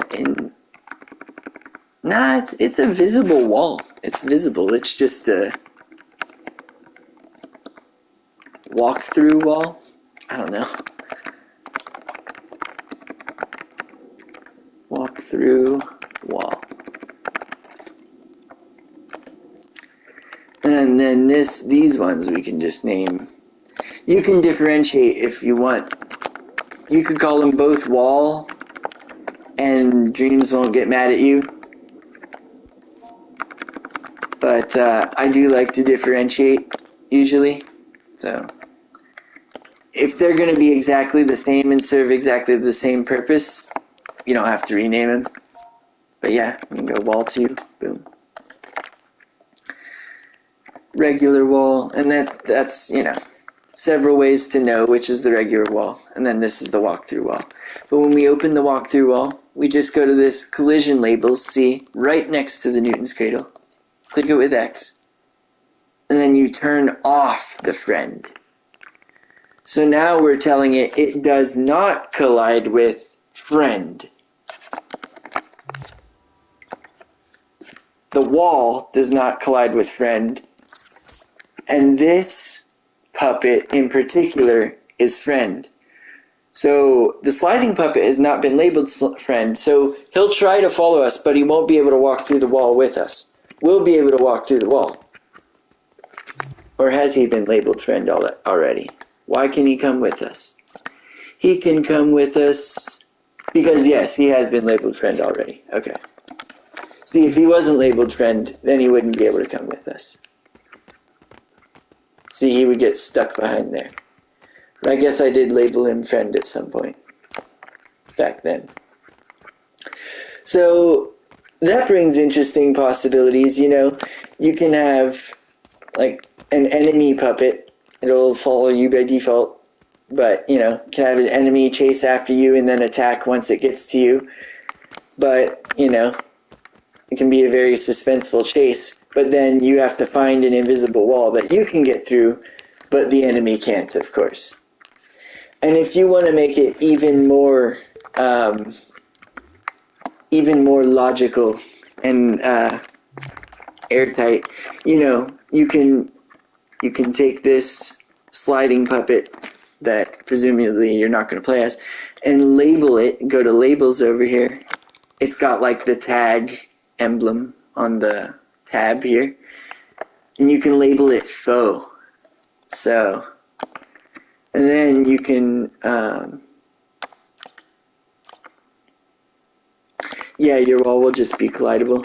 I guess you could have these walls where the faux can come through, collides with, turn off faux.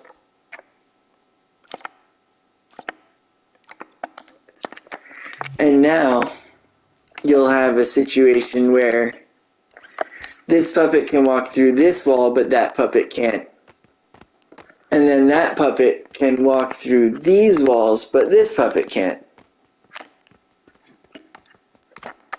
Pretty neat stuff. So you can do almost anything you want with labels and then collision labels. You just take the thing that you want to be able to walk through, give it a label, and then tell your puppet, you know, turn off that collision label.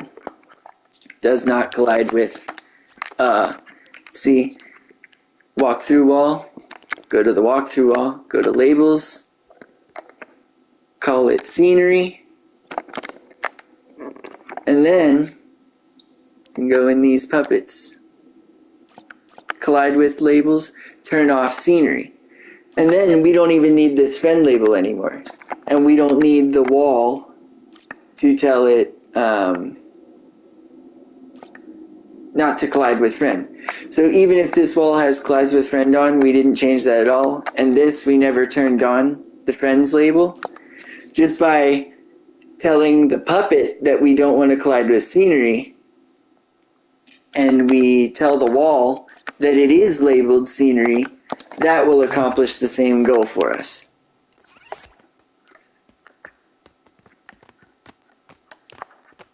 And we didn't set that up for this puppet, so he can't walk through yet, see?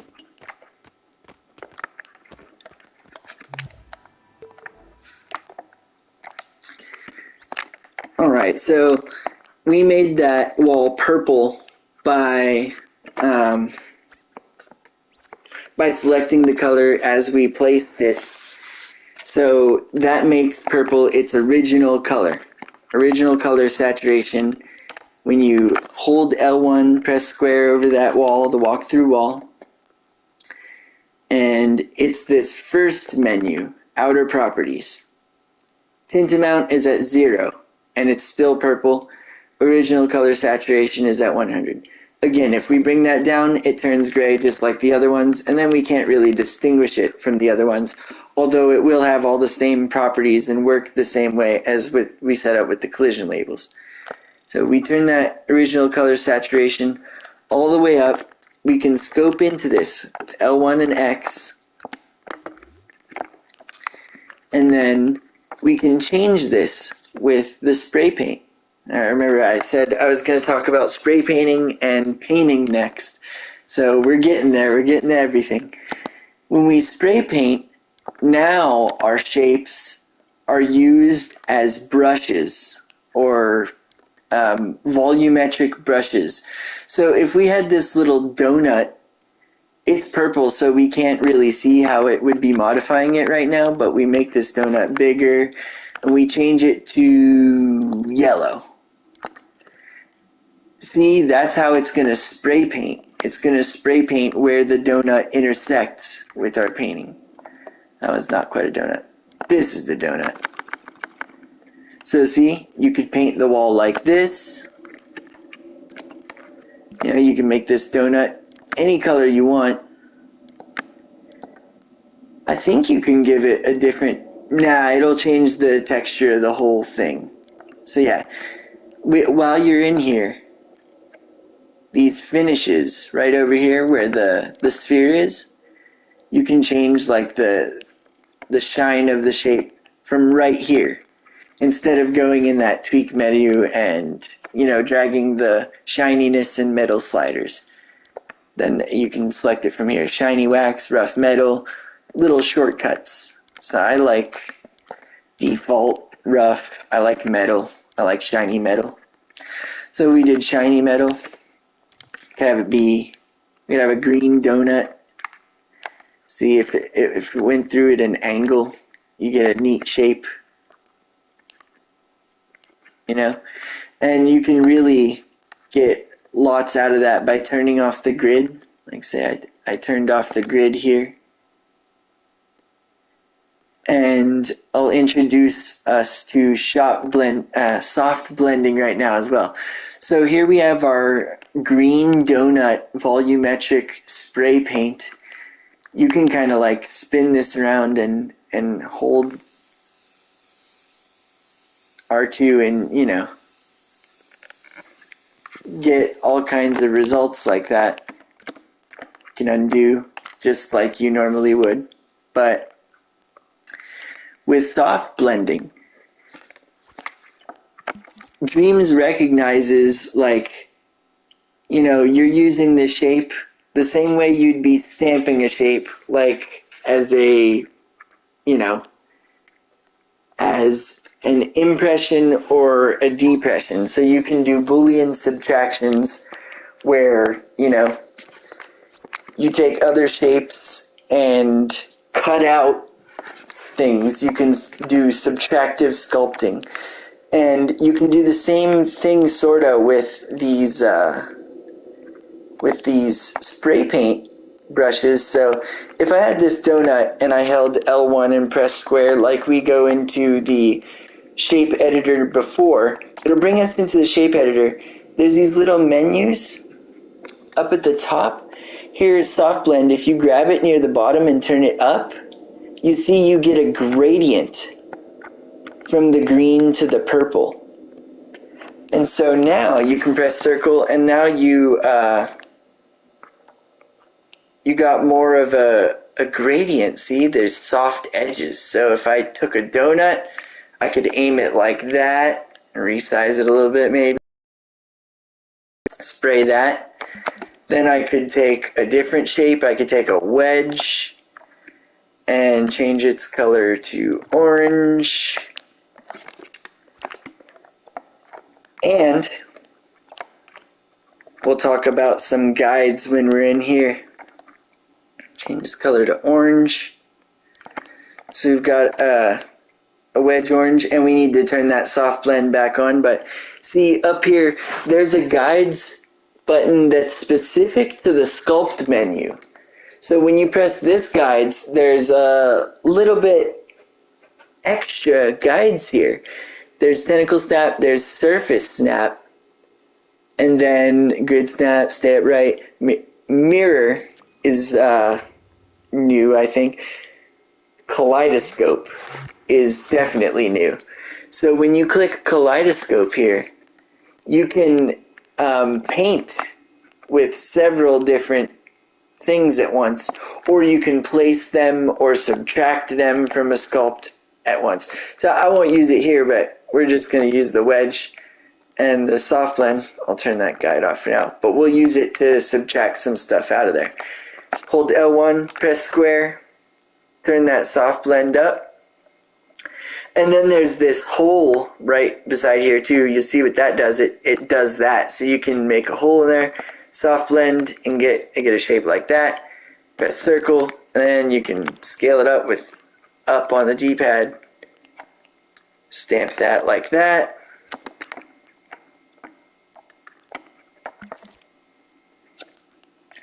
And so see, you can give a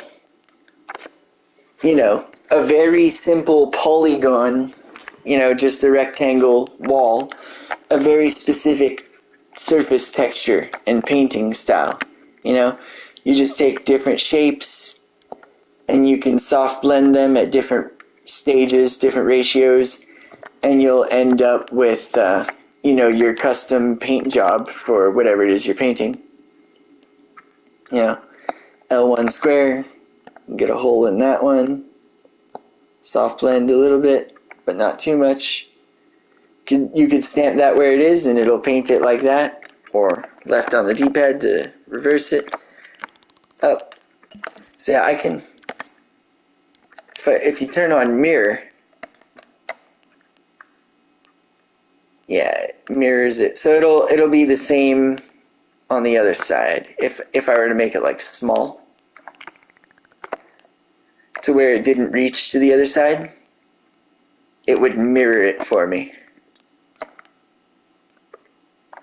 And that's determined, the mirror plane there, that orange plane, is determined because it's in the center of the object, because we haven't placed anything else.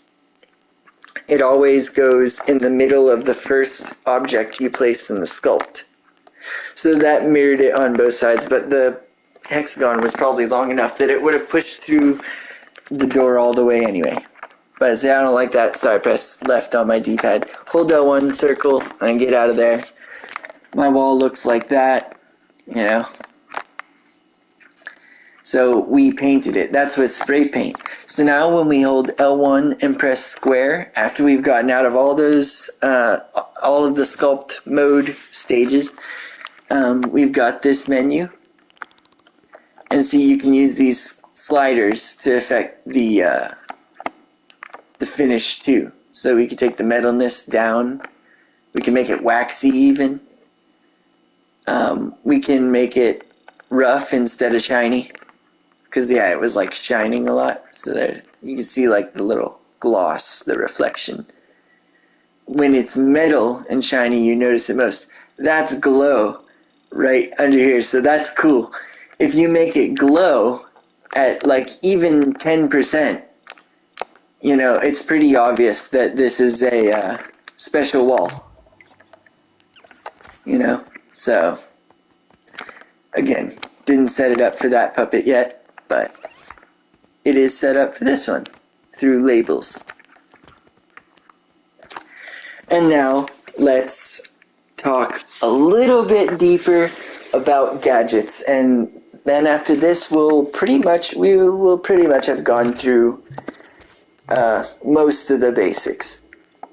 So let's say this wall, we don't want it to be invisible right away, or we don't want it to be walk-throughable.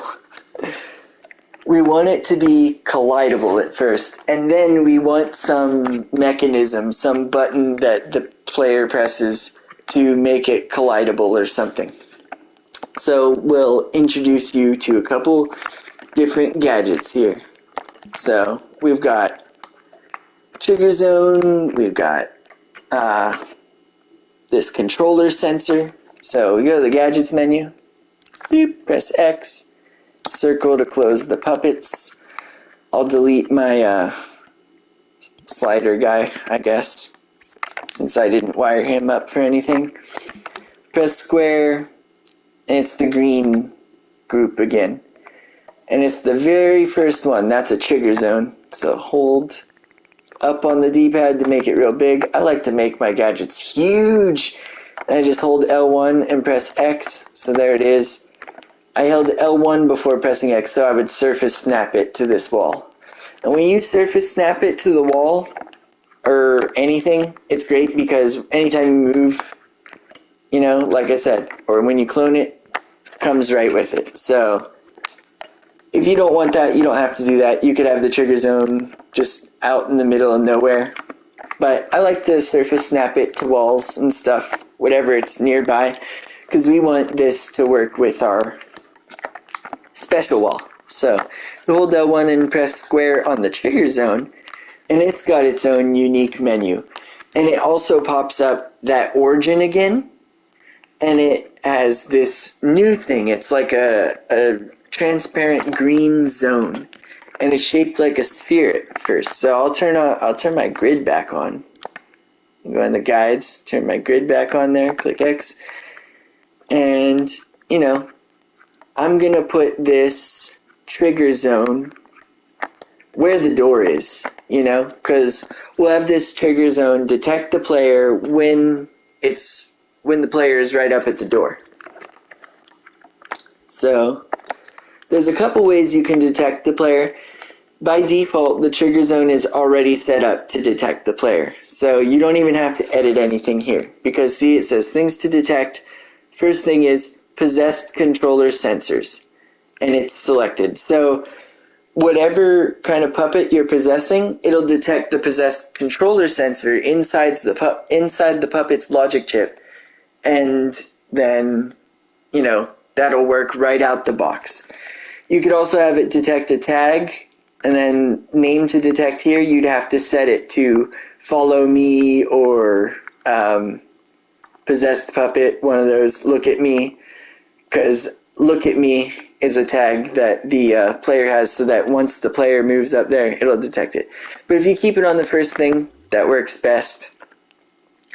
When I went through those tags, my player went into a pose associated with the end game tag, or level complete. So I clicked in the L in order to get them to revert their pose, because it just rewinds time to the beginning before any keyframes are played. And for some reason it plays the keyframe that the tag is associated with when you select it in that menu. So yeah, you don't need to do anything in this box. You can just have it blank and have the first thing selected, and it'll automatically detect this media molecule blank puppet. But we want the zone to not be this sphere. Now, you can move this trigger zone itself into the middle of the wall and kind of try to position it, but I like to have the trigger zone one place out of the way, the trigger zone itself, and this origin you can move independently, just like you can on the tag. And this origin is what I drag to this point, and see, it's not centered, So I just press triangle and it aligns it with the grid in the center of the point. Then I just put it, in the center of the wall. And then the way we change it from a sphere to what we want, which is kind of like a rectangle, we'll go into the second tab here in the trigger zone menu. See zone size? And see the zone shape will be right here. You just click cube. And now it immediately lets us stretch each face like we would a sculpture. So we push this in to there, we push this into here, push this down there, push this up like that. And then you can also edit the box size by these sliders over here. If you can see as well, that will take the dimensions of the zone down.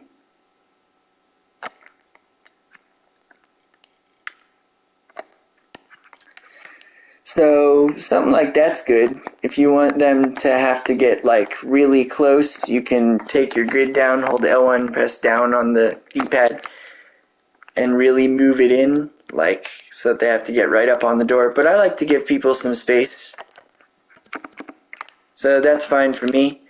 Now we have the zone set up that's all ready to detect our player. And this gadget now I'll show you how things all work together. With our wall, we're going to have our gadget turn on both the walkthrough function of our wall and the fancy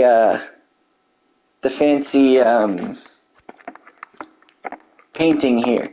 So when we slide this original color saturation down, we get that gray again, so it looks like the other walls, which is perfect because then all we have to do is when the player is detected here, it'll turn this original color saturation all the way back up, and then it will also turn our scenery label on. So this is awesome. This is how wires control gadgets and everything that happens in this game. We're going to get this done in 2 seconds. It's so simple. So here's our walkthrough wall. Hold L1, press square, go to our labels, and turn off scenery for now. We turned it off by default, and it's off. All we have to do is take this trigger zone. And see this tab right here on the right? It says detected. You click X on it, and as soon as you click that, this wire appears. And now all we have to do is hook up this wire to scenery so that when the player is detected, that scenery label turns on for walkthrough. And we'll go back to the outer properties, the first tab here in the tweak menu for the walkthrough wall. We'll turn all the way down by default. Now we just go to the tab, click it, then another wire appears. And another way to do it, if you're for some reason like way far away from the tab, you can take another wire that comes from the same place, hold L1, and then click X or R2, and it'll clone that wire from wherever it's coming from, which is that trigger zone in this case. And then this time, we're just going to plug our wire into the tab for original color saturation. See, all of these settings, all of these sliders, tint amount, original color saturation, hue cycle, all have tabs in front of them. And whenever a parameter has a tab in front of it, you can plug a wire into it that either has an on or off signal or some in-between percentage that will determine what that value becomes. So now with those two wires, the wall will change color and become see-through when our player approaches it, when we get into that zone. And then we can walk through it, and then it goes back to normal. So, pretty neat. Now, one thing that's funny here is, in this case, we don't actually need this wire that turns the scenery on when we approach, because whether it's collidable when we're far away from it isn't going to make a difference, because when we approach it, we're walking through, you know? So all we really need to do, is leave that scenery tag on by default. You can just leave that on, and then it'll only turn on the, because yeah, if I'm far away from it, woohoo, I can't go through the wall, but it doesn't matter because I'm not close to it. I'm not even close to wanting to go through the wall. Once I'm close, oh wow, it changes color on me, and I can go through. So might as well just have it so that you can always go through. Because when I'm over here, I can't notice that I can't go through it anyway, because it's just going to make me able to go through it as soon as I get close to it. So, yeah. Confusing stuff. But you just hook a wire into a parameter and see, it sends 1. By default, when a trigger zone sends a detected signal, it's 1. If it's not detected, then this wire sends 0. In other words, when we're far away from that zone, there is no signal being sent. So that original color saturation is still all the way here. When we play time, it stays there at 0. If we go into test mode, we press square, this button right here. It has the controller with the rewind symbol. You click X there, go into test mode, and we can possess this puppet, and you can watch the original color saturation move up when we get in the zone. See the wires feeding into it? It's at 0, 0, 0, and once we get in the zone, bam, 100. And you see it happens really abruptly. Boom. The ball changes. And of course, you know, you could have it to where, now a little bit more complicated. We'll go back to play mode. You have to go to play mode and then press pause and go to edit mode again to get out of test mode. You can't just like exit test mode. But from here, we'll do one more thing. We'll make it so that you have to be by the wall and you have to press a button in order to go through it. So we'll take another gadget. Here's the gadgets menu. It's also a green gadget. It's the controller sensor. It's got the controller and the little gears. I'll press up a couple times on D-pad, surface snap it to this wall. And now, well, there's 2 ways we can do this. We can use the controller sensor that's already in our puppet too. If we hold L1, press X on our puppet, this little puppet logic chip comes up. Oh, whoops. I scoped into a sculpt. Puppet logic chip comes up. When we open it, we can take this. Controller logic. Here's a controller sensor right in here. So some of it's already hooked up to stuff, but that's what it looks like. We can use that one, or we can take this one and choose a button that we want to use to open the door, or to, you know, make it magically, you know, able to walk through. Careful, because when you move this trigger zone around, it's going to move the origin too, so keep that in mind. So I don't want to move that. But we would have to open this controller sensor, L1 square, and we would go into this menu here with the IMP. It's this tab. It's called Important Properties, and then you would just turn off, you would turn on Remote Controllable. It's called Remote Controllable right here. And so now it doesn't need to be possessed. Any button you're pressing will be recognized with this controller sensor. And now you can delete these two wires. These are just for respawning puppets and depossessing puppets, so you don't need those wires. And you delete those wires the same way you delete an object. Just hover the cursor over them, press triangle. And it's a little bit harder to do with wires, obviously. If you're like a little bit off, you can delete your wall by accident. But you just press left on the D-pad, no big deal. You delete the wire.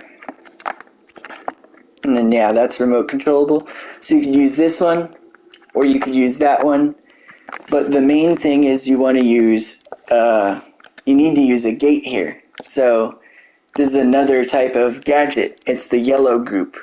So it's this second group here. It's yellow. Logic and processing. So we just use an AND gate. And we'll snap that to the wall too. We'll make it big. Snap it to the wall. Hold L1. X. And now all this gate does is it means you need A and B to be 1. You need them to be on or detected. You need a signal from both of those sources in order for this result to pass 1, that it's fully on. Now, so we can have this detected go into the A instead of straight into that original color saturation. And then the result of the AND gate is what goes into the original color saturation now. And then we can open this controller sensor and tell it it's square to the B. So I just opened it with L1 and square, and then I went to the square button here on the first tab, and I went to the right tab because the electricity flows left to right. So right is the signal from square. If we fed a wire into this, it would send a signal to make it as if this controller sensor pressed square. So input tab on the left, output tab on the right. So this means when we press square, output tab on the right sends a signal to the B port of this AND gate. And if that condition is true, if we're pressing square and condition A, where detected by this trigger zone is true, then that's going to make the wall the color we need it. So we could tell our player, press square to turn on, sneaky vision or something, stealth vision to check for hidden walls. And you'd be pressing square here and nothing because there's no trigger zone there. Pressing square here, nothing, but then you're up at this wall and see, there's a glitch in our game. It lets us walk through even though square will control our visual feedback here. So that's not precisely what we want. We want square to make us go through. So now we have to revert it to the way we had it before. We can't just leave that scenery tab on here the whole time. We have to turn it off by default, click it off. I just went in here, I held L1, pressed square on our walkthrough wall. We named it so we can tell that it's the walkthrough wall. Otherwise, we might be SOL because they're all gray at this point. So that's why I like to name things. It's good practice. And we also take this wire and see, it's in this labels menu. Hold L1, click R2 to clone that wire, or just go back to the result of the AND gate and click X right there. And plug it into scenery. And then bam, there you go. It works like it did before. It works the way it should. We walk up to the wall, we can't go through it. But we're pressing square, we're trying to check. That wall isn't working. This wall doesn't work. We're pressing square. And then it lets us walk through. But we can't walk through until we press square. And now the reason we can do it from both sides by default is because I made sure that this trigger zone extended beyond through the door. So that's another way to save gameplay memory, right? because gameplay memory is tied to copies of stuff and logic, I believe. So if you made another trigger zone for the other side and had a third, gate, or had an OR gate, that would be a lot more logic that you don't really need. So I like to just extend the trigger zone through the wall, you know what I mean? Because you could have it like this for this side, and then another one on that side. But then you need an OR gate, right? You need this OR gate, and then it will say A from this trigger zone, or B from that trigger zone, and then the result from that OR gate will be input A of the AND gate, and then input B is the square button. You know what I mean? So it's an extra OR gate, it's an extra trigger zone, extra wires, and that stuff takes up memory in this little thermometer. So good design is to just stretch the trigger zone so that it reaches through both sides of the door that you're wanting to control. And then, of course, by default, the game isn't going to tell us that we need to press square after we wired that all up. So we might want to give the player that that message. So there's a couple ways we can do that. Oh, and by the way, we'll do it with this controller sensor. See, with this one, we can take square straight from here and not worry about turning on that remote controllable thing, because this will be possessed. We can have this square button go to B. And then delete this wire coming from that controller sensor, delete that controller sensor. So see, this was inside the controller logic chip of the puppet. So you have to scoop into the puppet, open the puppet logic with L1 next, and then open the controller logic, this orange chip that looks like that, with L1 and X. Once you're inside here, bam, there's the controller sensor. So L1 and X can't get you any further here. Now you have to hit L1 and square to open the controller sensor. And then, yeah, I just went straight to the right tab of the square button, the output of square. So when we press square while controlling this puppet, which we will be, that will be the B to our AND gate. That'll be the second condition, and the first condition is our trigger zone. And that's set to 2 conditions, so we're all Gucci. But we want it to tell the player. So we'll use another gadget, and this one is in the pink group. So when we go to the gadgets menu, click X, movers and output, click X here. Here's the text displayer. So we can press this, we can stamp this text displayer right here at the wall. We can make it big, stamp it right there. And then when we hold L1 and press square on this text displayer, by default, it'll be on the left side of our screen, and it'll just show up wherever our screen is. So once we enter text, and this text displayer is on by default, it'll just always be there. So we could say, press square for stealth vision,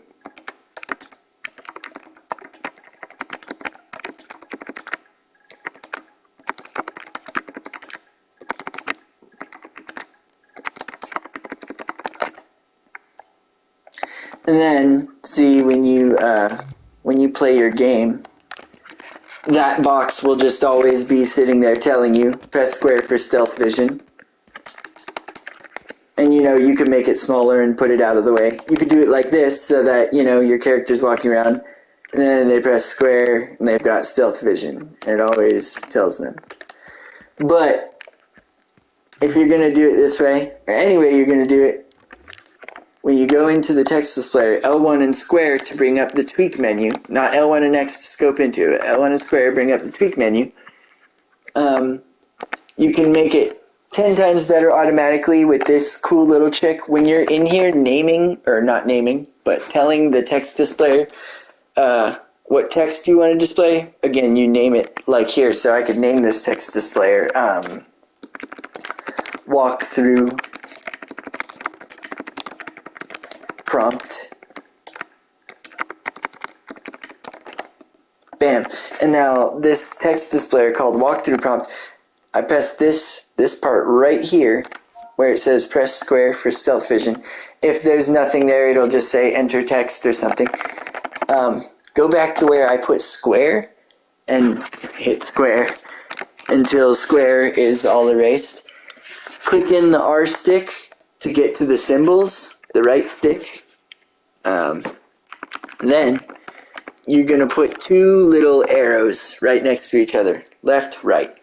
Less than and then greater than.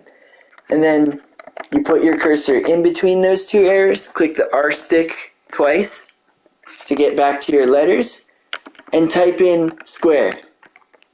So see, when you have square in between those triangle brackets, it immediately turns it into a pictorial square button. So that's what you want. Press square for stealth vision. Now, when we hold L1 and press square over this walkthrough prompt, the power button at the bottom here is available to be used with wires, or you can just click it. If I just click it, it'll turn it off, and then when I hit play mode and play my game, it's there, it's in my scene, but it's not working at all, so it's useless. So another thing you can do is have this message turn on when you approach the wall. So all you have to do that is, this power is on by default on this tweak menu right on the bottom here. No matter what tab you're on, by the way, the power button's always at the bottom, which is really convenient. When it's glowing white, it's on, so you click it, so it's off by default.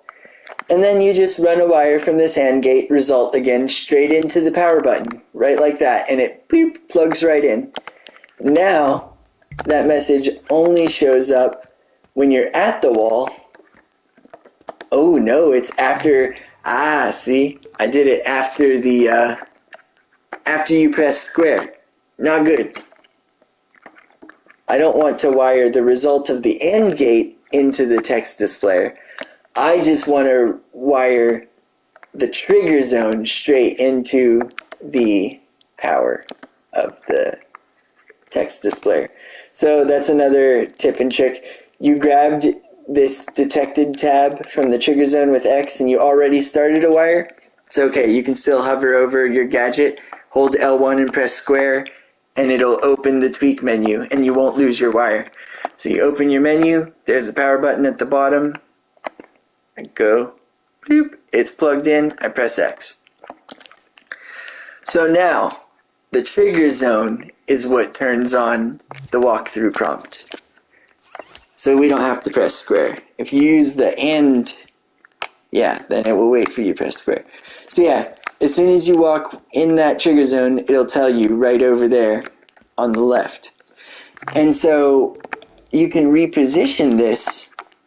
Again, just left stick, press it in to go back in time. Hold L1 and square on this, or really, you can just hover over it and click X, and when you select it, you don't even have to open the tweak menu.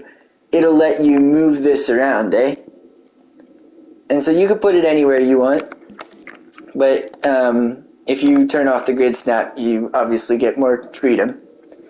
This is the one place where I don't really use the grid snap that often, is like showing where I want that to show up on the screen. So if I turn it, I can put it right up in the top there and see, now it'll be up in the top, where we put it.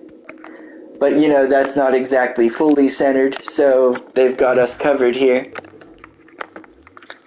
You hold L1, press square, and you can go right here into the alignment tab. It looks like text alignment button, it's this tab right here.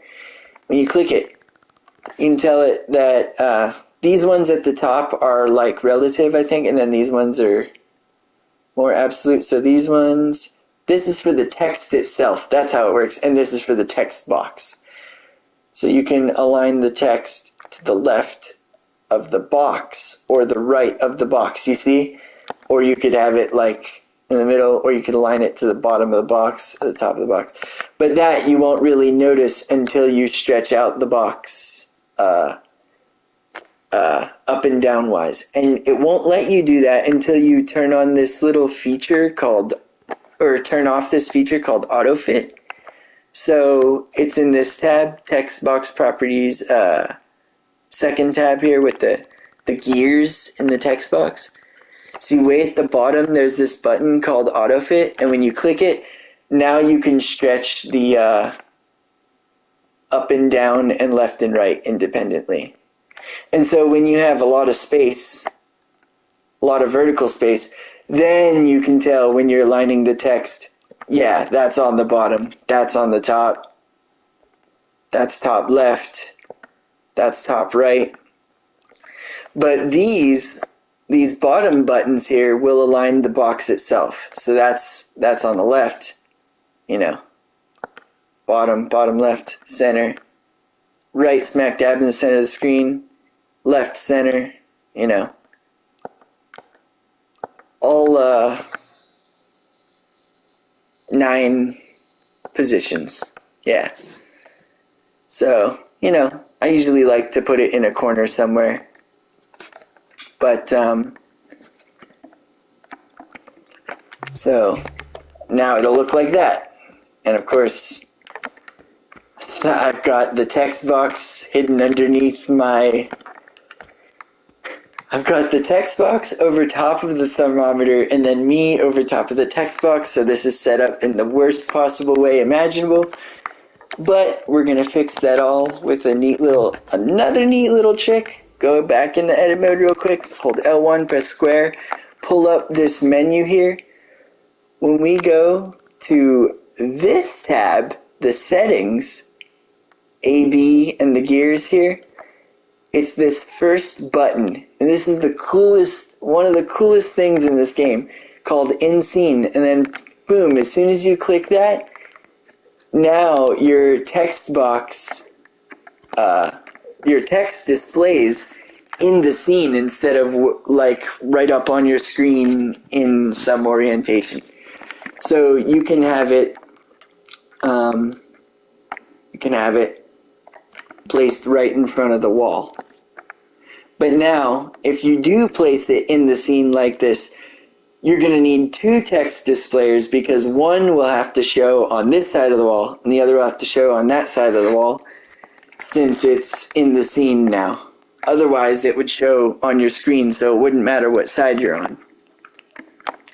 But this provides a pretty cool effect. I'll turn my grid back on real quick. Maybe size it down. So yeah, we could do that. Put it right there, and then press circle. Cover over here. Hold L1, R2, and now when we move around, we've already got this copied with the exact same settings. Now, when you surface snap it, it does this funky stuff. It tries to flip it upside down. So I like to just rotate it around and then let go and then grab it again and then surface snap it just so that I don't have to deal with that weird stuff. And then there it is, you know, you can put it the same relative position or whatever if you... So now all you have to do is take the detected signal again from the trigger zone. And if you have the trigger zone open, if you hit L1 and square, it's right here. It's this check mark on the first tab. Detected. It'll hover over everything. It'll tell you what it is. Number detected. Detected.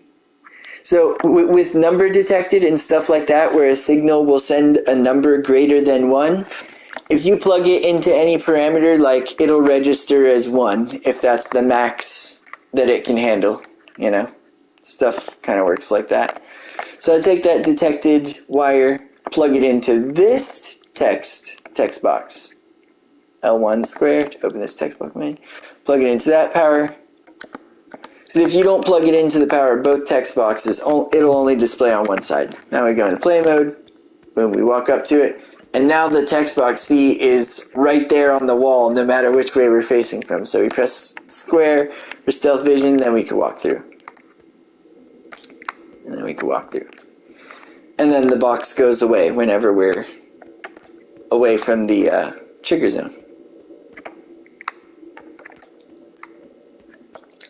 So, yeah, that's a pretty nice introduction, I'd say, to wiring up gadgets and dreams and messing with opacity and paint. And now, I guess one more thing we can cover is if we want to quickly change the color of something, if we don't want to go in depth like we did and make a special pattern like we did for this walkthrough wall. Like say we want our normal walls to be a different color, a solid color, but not like solid gray and not solid gross orange. We could turn the original color saturation back on or just leave it off. But the thing is we want to turn this first slider, tint, all the way up. And then you can use this color wheel right here to change it.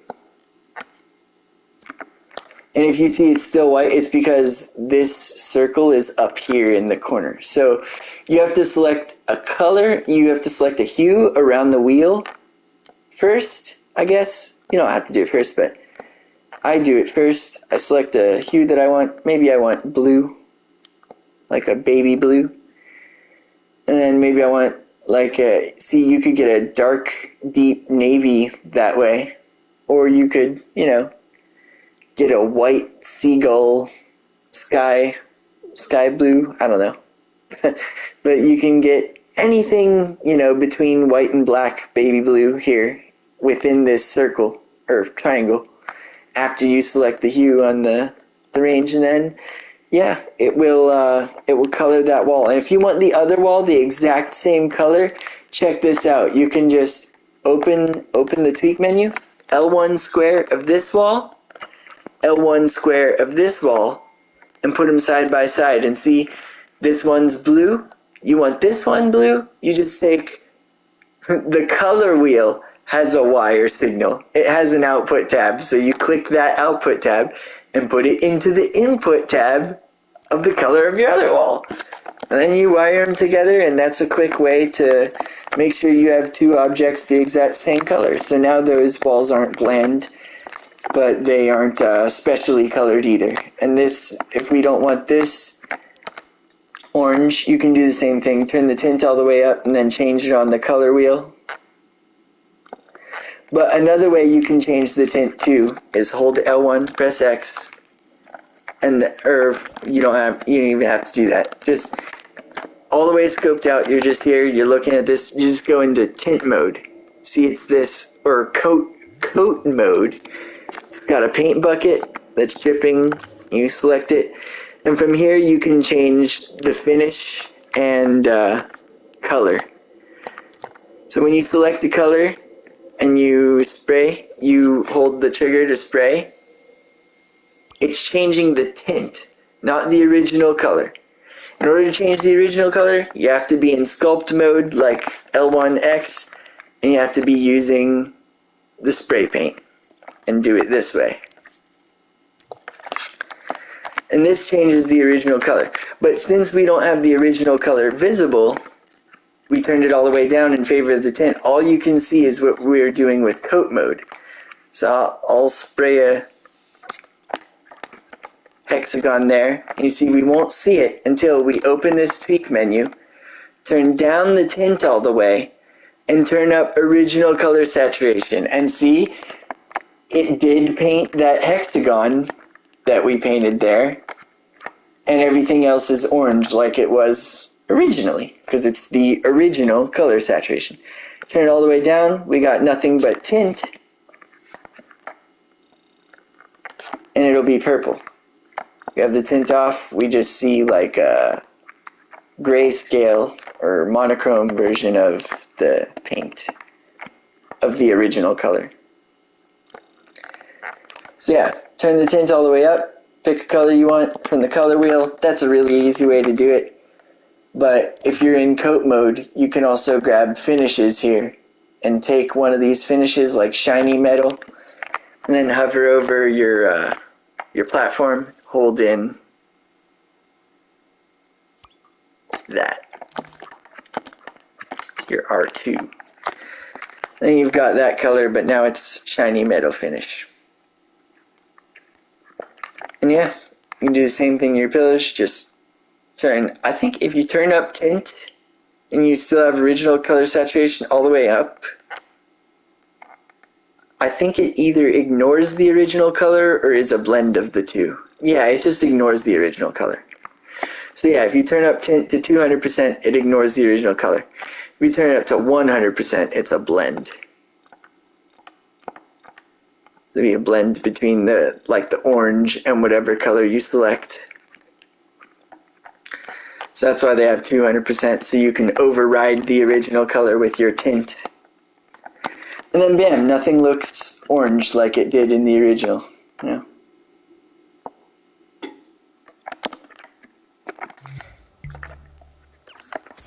Walk up to this wall, it says press square, and you can go through.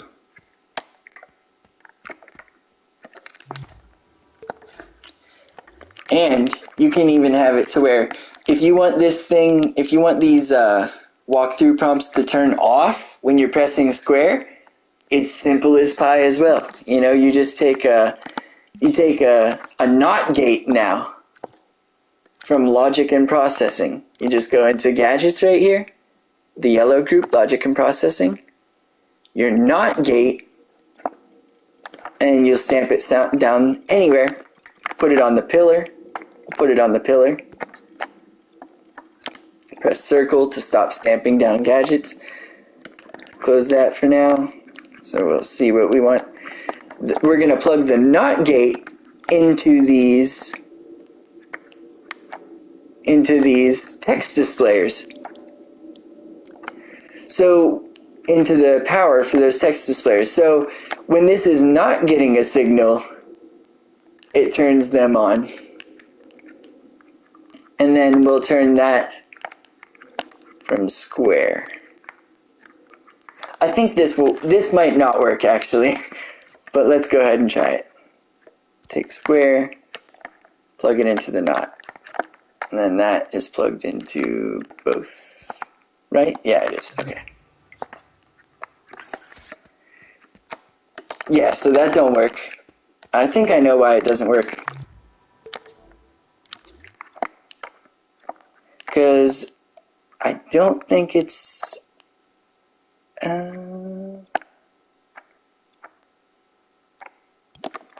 yeah, you might not need the NOT gate. I think it may just invert it, depending on what it already is. I'm not sure. But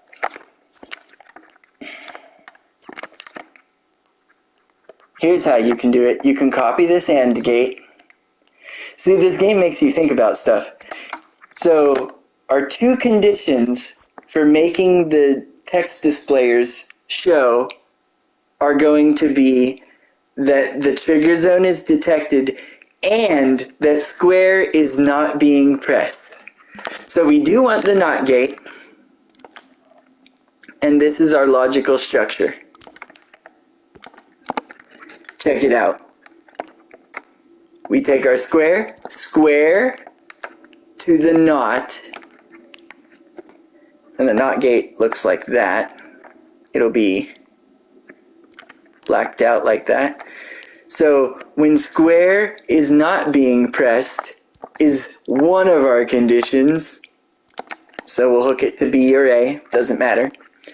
And then our other condition is that this is being detected. So we'll hook that up to A. And then we'll delete both these wires already going to the text displayers, like this. And hook this new result up to them. Each one. Turn that on. Then see the result from this AND gate. So when square is not being pressed, and when because as soon as we press square, then that second condition becomes false, and then the text displayer turns off again, see? So that'll work no matter where we have that gate. But, I like to organize things and see when you press square, boom, the wall changes and the text box goes away. You let go of square again and the text boxes come back.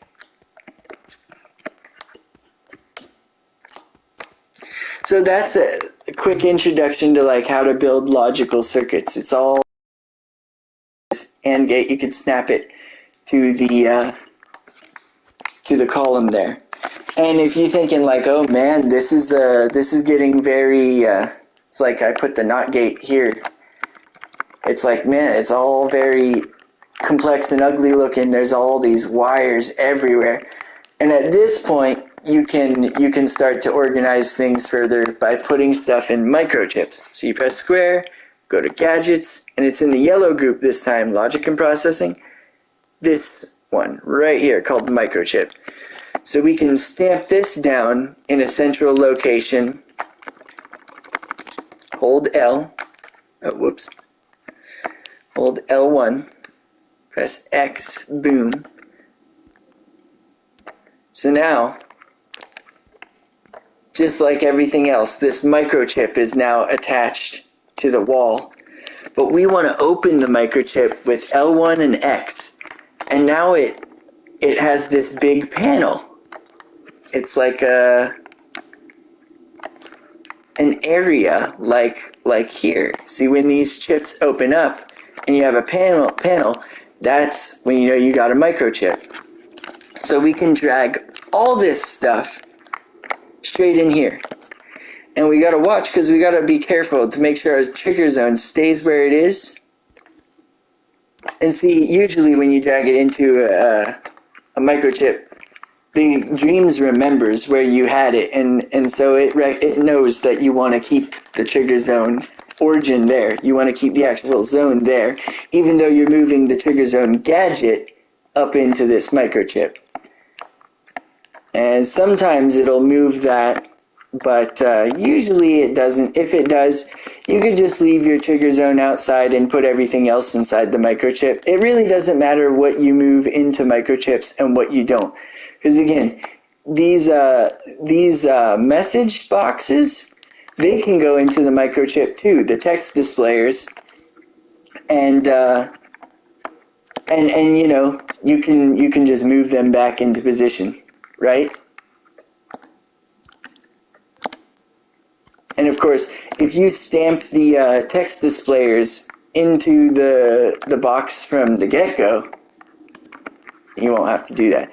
But something interesting happens when you put them in a text box, these text displayers. You have to enable a setting because by default you won't be able to rotate this around or flip it in order to, I don't think you can flip it. Right, yeah, you can't flip it and you can't rotate it. It just kind of does this. Like it rotates around, but it stays facing the same way. You want it flipping so that it faces the other way. But since it's in the microchip that's all facing one way towards you, it thinks that you want the text displayers facing the same way.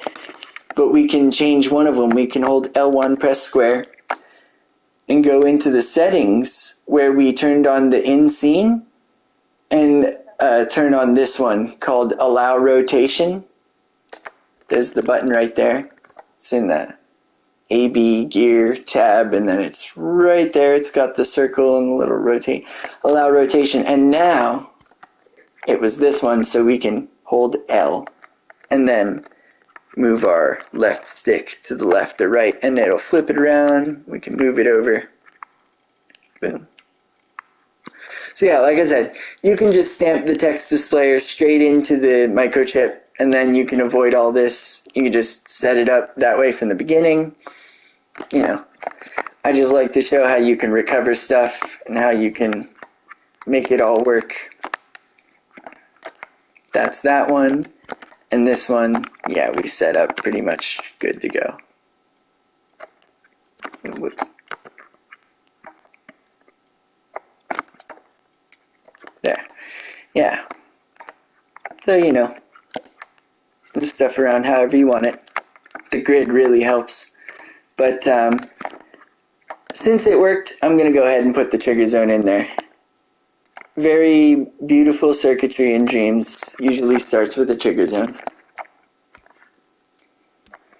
And this is all good the way it is. It'll function, you know. You don't have to clean up the wires. See? Just, boop, same thing. It works exactly how it did before, only now the bulk of your wires and stuff that's happening is all within this little dude. Because we just dragged it inside. And if you want to clean up a chip, this is how I usually approach it. I just look at which way the wires are going and I say, okay, this is going to this gate. And I like the first wire to be straight across to the A input. This B is coming from this NOT gate, so I'll move this NOT gate to the left. And there, that's a bit more organized.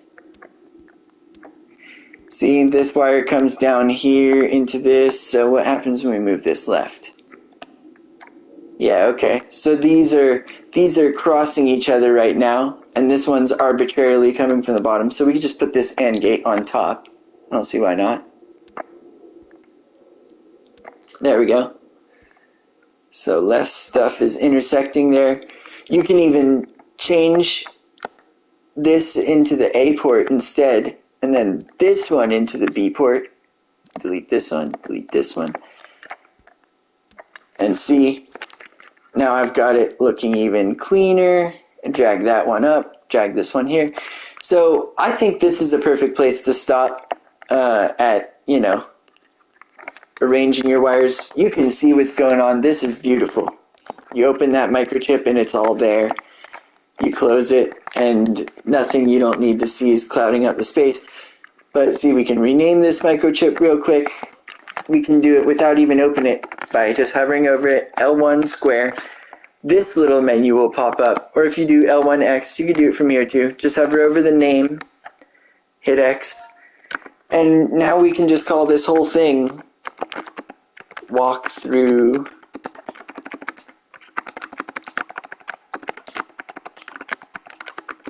logic.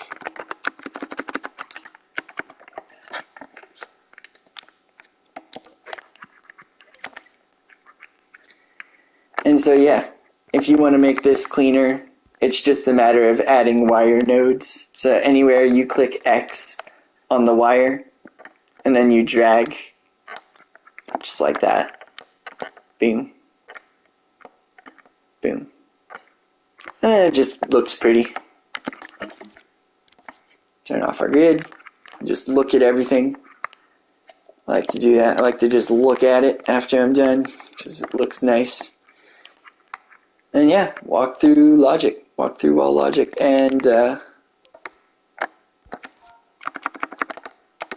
that's very basic stuff, how to get things working.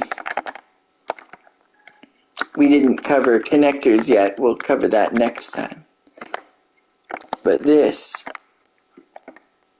kind of shows how to control puppets, you know, how to do a walk-through wall, a little bit of logic, just to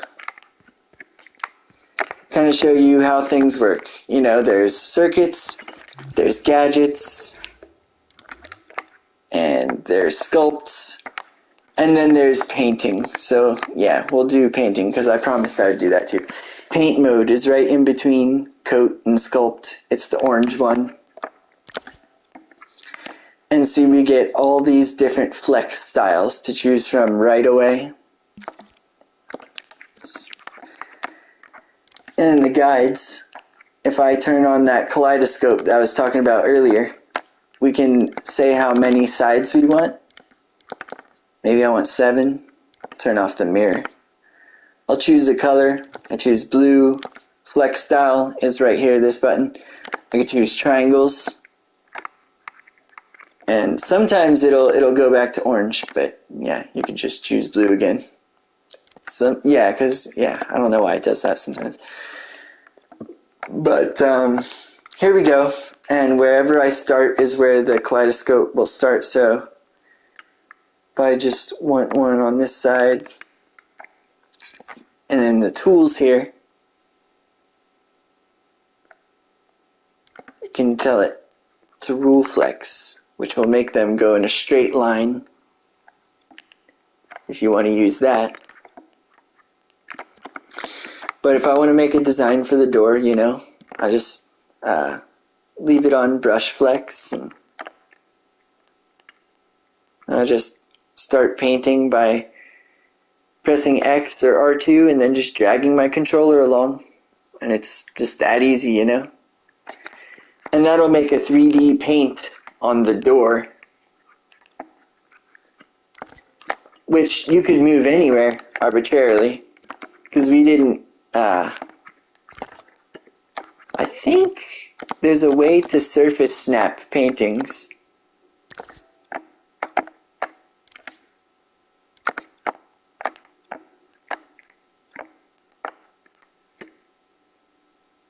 Yeah, here we go. So when you're in paint mode, check this out. When you're in paint mode, go to tools, the wrench, and the little paint stroke. Was it not in tools?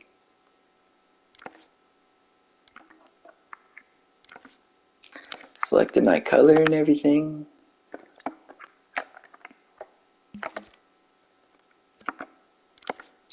What did I do to make it come up?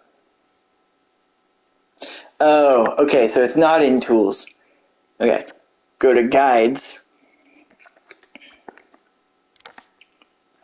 And remember how we went last time? It was specific to sculpt mode. This is the specific to paint mode. They're very similar, but specific to paint mode guides. So this first one is the surface snap one. So now, once we check that with X, we don't even have to hold L1 for this kind of surface snap. L1 is used for moving up and down again, you know, and when we're not holding L1, we go forward and back. So we can see and move around while we're painting. Hold L1 to move up or down with the L stick. And we can paint on the door with this surface snap. So turn on the kaleidoscope again, and then it'll... See, it made it 3D, but it surface snaps the first fleck. So it's an interesting thing, because you see our kaleidoscope axis is like this right now. And I'm not sure if we can change it. You'd think we could like rotate it.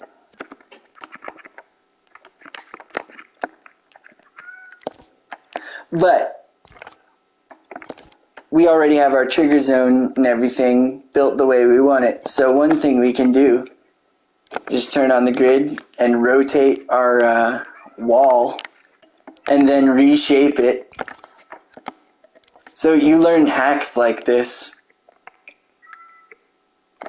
And then that will turn the axes for our kaleidoscope, I believe.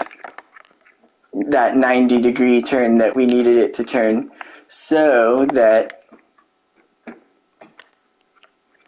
we'll be able to surface snap a painting like this in a kaleidoscope fashion. And did it work?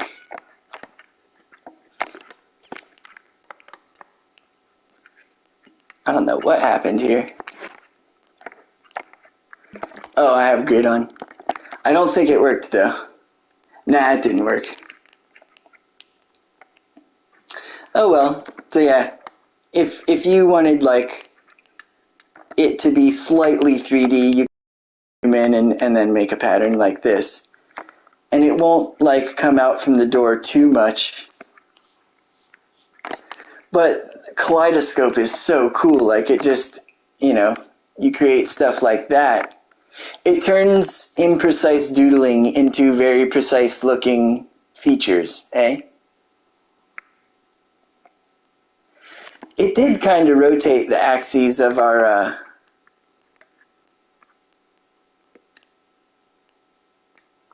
thing, but just not the way we needed it. But yeah, when we don't have the kaleidoscope tool on, it'll just surface snap, you know, whatever design you're drawing, and it's easy.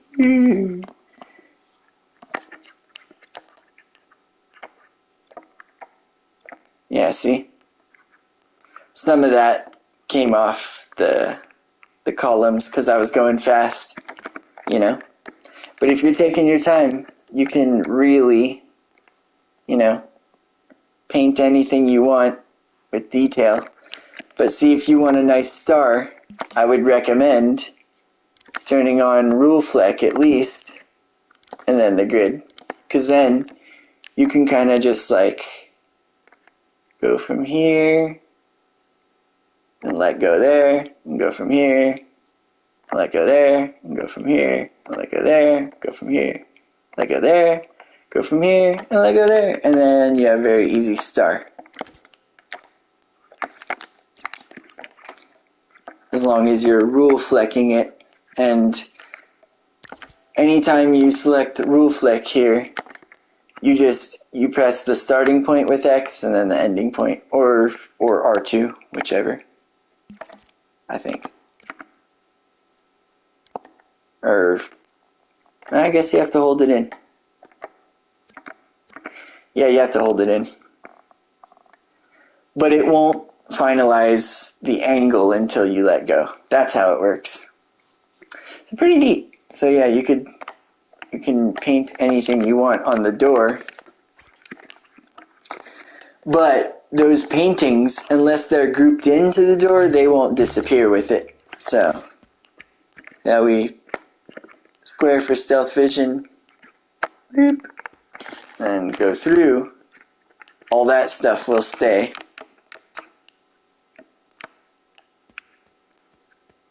Well, the wall doesn't disappear anyway, it just changes color. But yeah, if you want that stuff to disappear, you gotta wire it up again.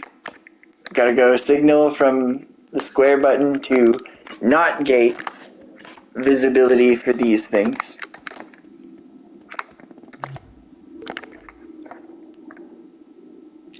And you could group them all together. Okay, so there's a painting, there's a painting, and there's a painting. These three paintings, if you group them together, we have that limited tweak menu again. But it's okay because all we're doing is visibility. So we can leave it on by default. And then also we can copy this whole thing. L1, R2, bring it over, press in the L stick, which we don't even really need to because it's already symmetrical. But it flips it over and then that's on the other side of the door now. So they both look sort of the same.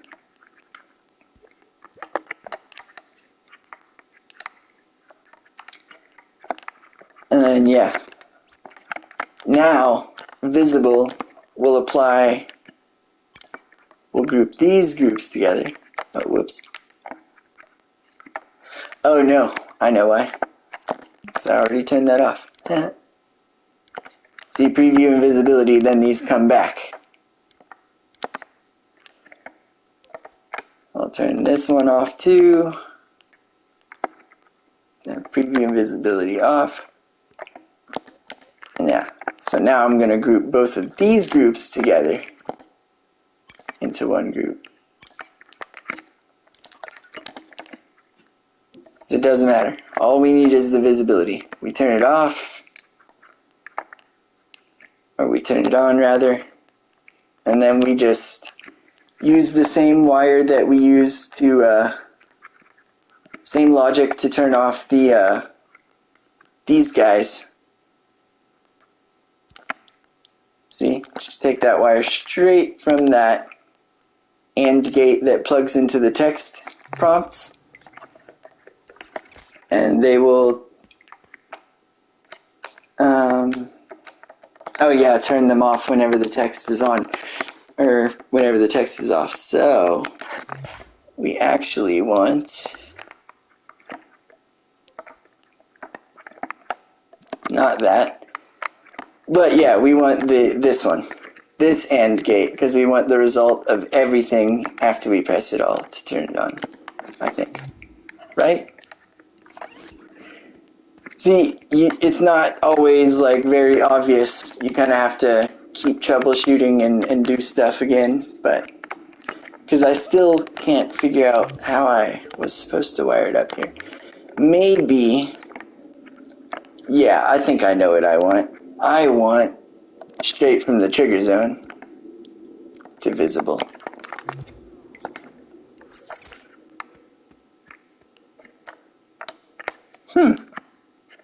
This is very strange.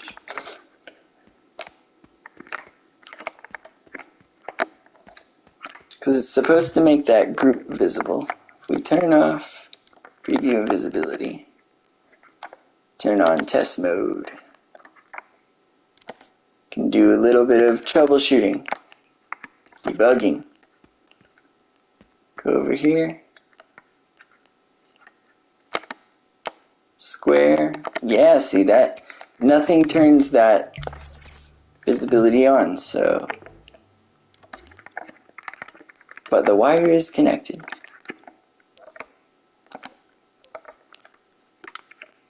Yeah, to the visible. So when the player is detected, should make it visible. If I unplug this wire, oh, it was already visible by default. So I turn that off, then plug this in. Was that really the issue? No, I didn't think so. Booyah. Something's going on. Because yeah, trigger zone, they should be coming up. I just have it on by default.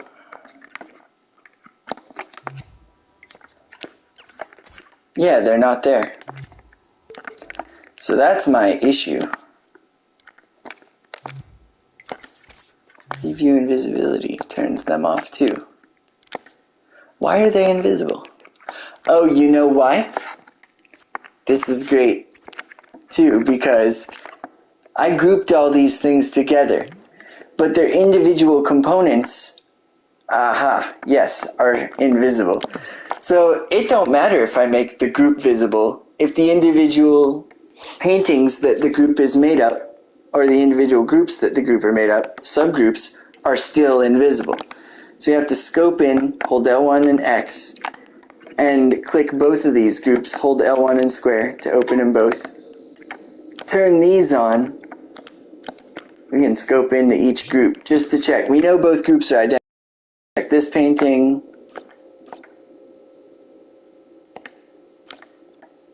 And yeah, there's no setting to make a painting invisible. It doesn't look like. Because instead, yeah, I don't know what there is, but yeah, we made these individual groups visible, so now it'll show up. So funny. So yeah, square doesn't do anything. We want square to, we want those things to only appear when with the other part of the door. This is so ugly, but I think it is this way, the way I got the second time to the visibility. And it doesn't matter whether you have it off by default, I don't think. Yeah, it doesn't. So you just walk up to it, and then when you press square, then they come up with the rest of the changed door. Now, when you paint something cool there, it's cool. So, you know, that's how paintings work. So you can turn paintings on and off too, with the same logic, just that you use to make sculptures, you know, walk-throughable. You just walk up to it, can't walk through it until you press square, because that's the way we set it up. And the paintings, you'll be able to walk straight through always. But if you want the paintings to be, you know, affected by you, you can make them physical in their little menu. You have to scope in till you get to the painting itself. Make physical. It's that first button. And see, if you do this before you clone it, then you don't have to do it 10 times.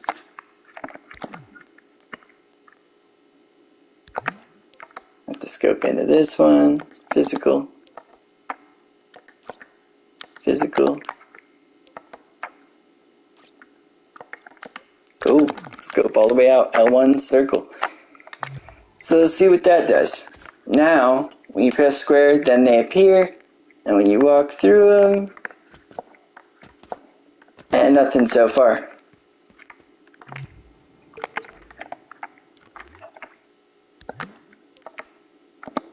There's a couple ways you can modify them. You can turn on wind.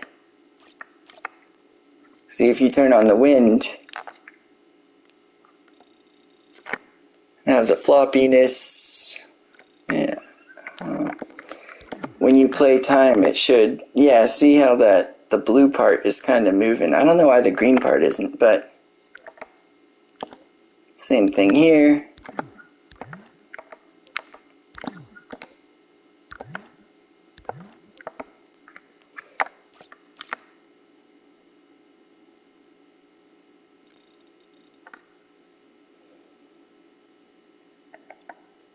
But yeah.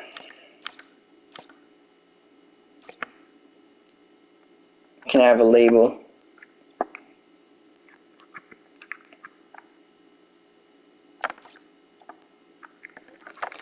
And I thought like walking into it would kind of move them, but I guess it doesn't. But wind strength, yeah, causes this thing. It's blowing in that direction when you're in this menu. Not that one. You scope in.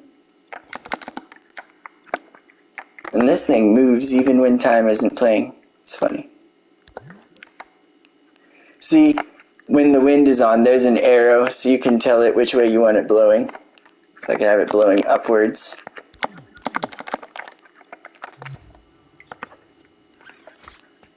But none of that stuff appears until I press square.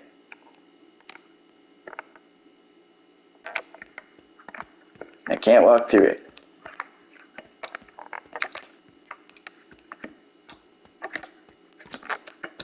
So yeah, you just take your time to make nice sculpts and nice paintings, and wire it all up with good logic, and it's great fun, you know. And you learn a lot about circuits and sculpting. We're in here.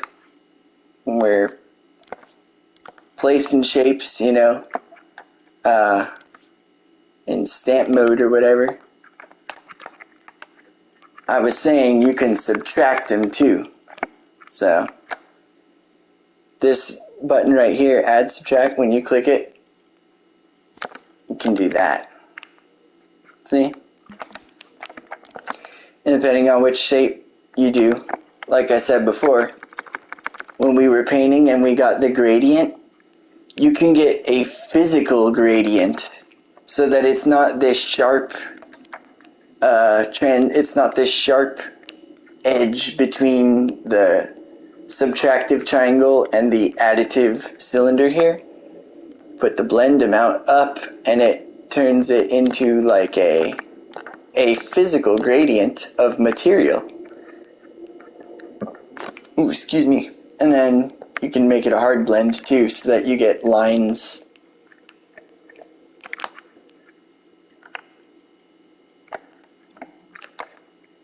Just put that toggle right next to it. Stamp. Bing.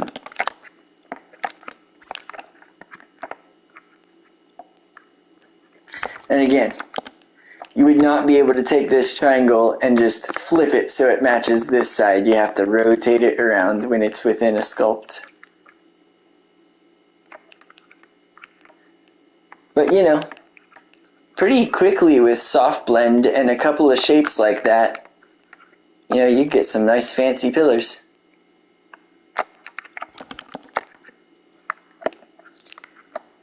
And then, you know, aside from these ugly paintings, I'll go ahead and delete them. It's a nice scene here. You know, I just wanted those paintings to show how it worked to snap to the objects and stuff. But this ain't too bad, you know? Like, those are nice looking pillars, and then, you know, only when you get up to the wall does it... Oh, press square for stealth vision, and then your wall changes color. And as soon as you press square, that window goes away. As soon as you go away from the wall, all of that functionality goes away. And yeah.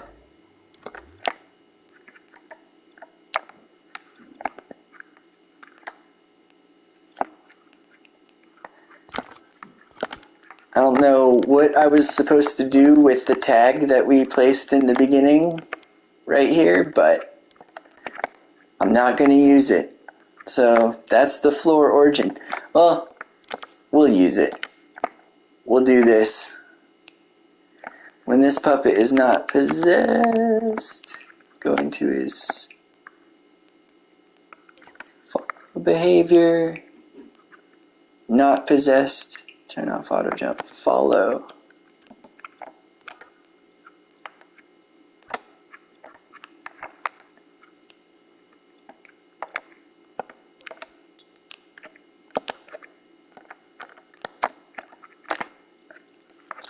Where's that coming from? Why can't I open his puppet logic? Oh, because I'm in a keyframe. And maybe because it was already open. Okay. Yeah, this follow keyframe, what does it do?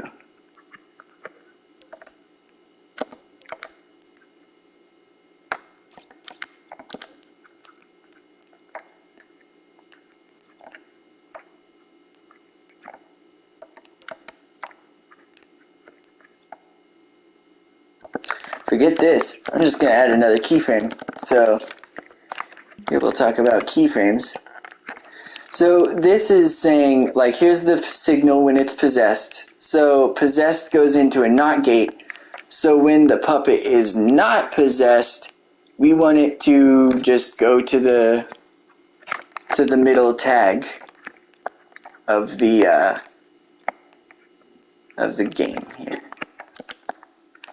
So we'll delete this, and we'll delete this. And yeah, we'll scoop in here and just move this over. So yeah, just scoped into the sculpt, moved it over within the sculpt. Scoped in, go to tools, go to stretch.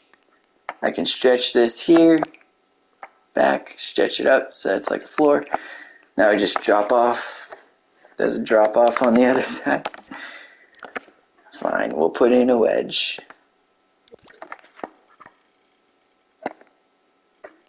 Press R1, pull down on the trigger to get out of there.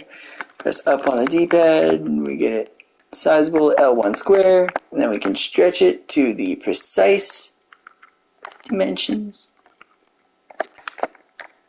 Bloop. Ramp.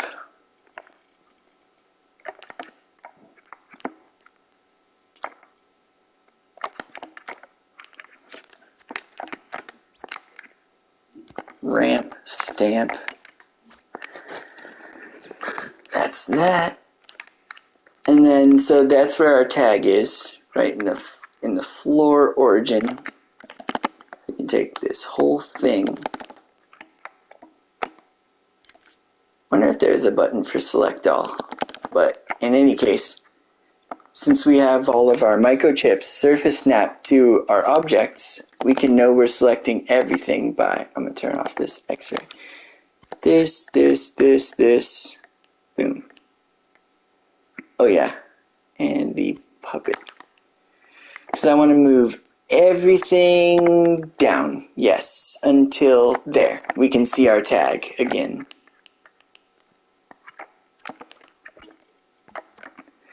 Yeah, it's not snapped to the, there we go. I held L1, snapped it back to the sculpture here. So I can add a new keyframe. I press square and go into the animation or animate here. It's like this action. It's this director's cut card thing. The keyframe, it has a diamond and a plus sign. You click it, and as soon as you press this in this chip follow behavior, this red record button will appear, and so now you're recording for a keyframe. And when that means when you wire into this keyframe, it'll turn on whatever changes you make right now. So the changes we're going to make right now is we're going to turn on a follow gadget. Okay, so I don't know if it's already...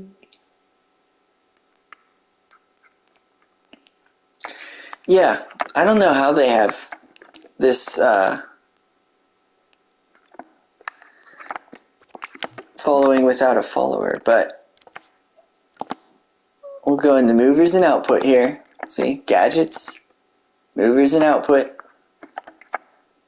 and you've got a follower. It has like a little boo ghost chasing a human. So we'll stamp that right in this chip too, in this follow behavior chip. Or we could stamp it straight into this puppet logic. Hold L1 square to open the follower. Follow mode is follow, that's good. 5.5 meters a second, doesn't matter. Turn the strength up to 100%. Overall damping, doesn't matter, 100%. Enter tag name, this is what matters.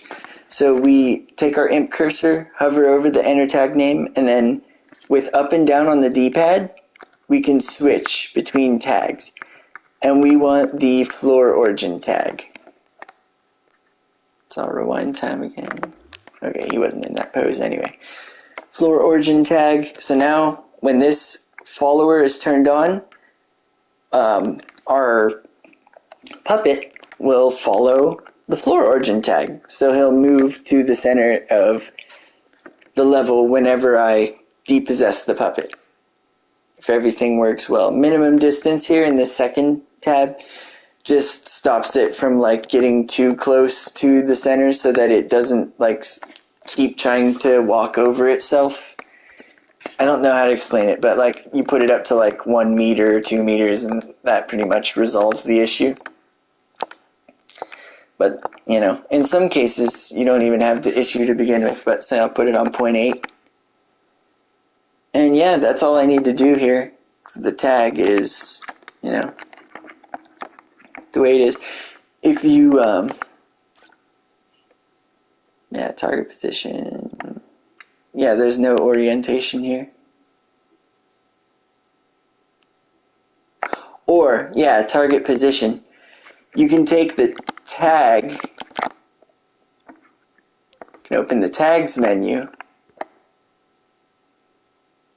scene space transform. Tag is the tag. I'm not sure. Scene space transform, wire it to the target position, something like that.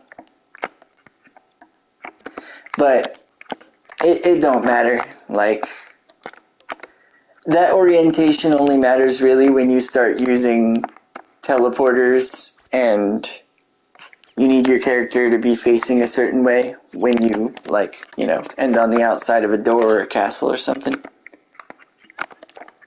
I must have not been selecting this wall when I moved everything.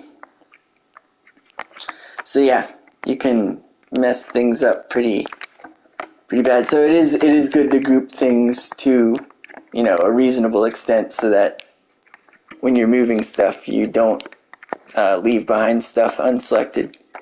But yeah, I'll wire up this keyframe now so that whenever we are not possessed, this keyframe turns on, and it's empty right now, so when I hold L1 and press X, I'm animating the keyframe, and in this, I want to turn on the follower. So when I press X over here, see it gives me those dotted lines through it? If it's dotted line in gray, then that means the keyframe turns it off, but we want it to turn it on. So dotted line glowing, that's good. We stop recording and then we hit the power button again so that it's off by default. And now that should work. We could name this keyframe return to center.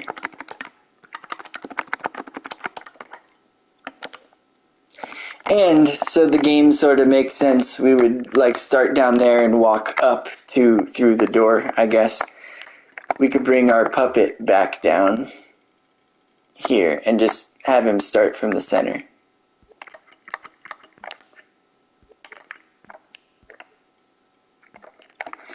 And I think that should work. So you go into play mode, possess him,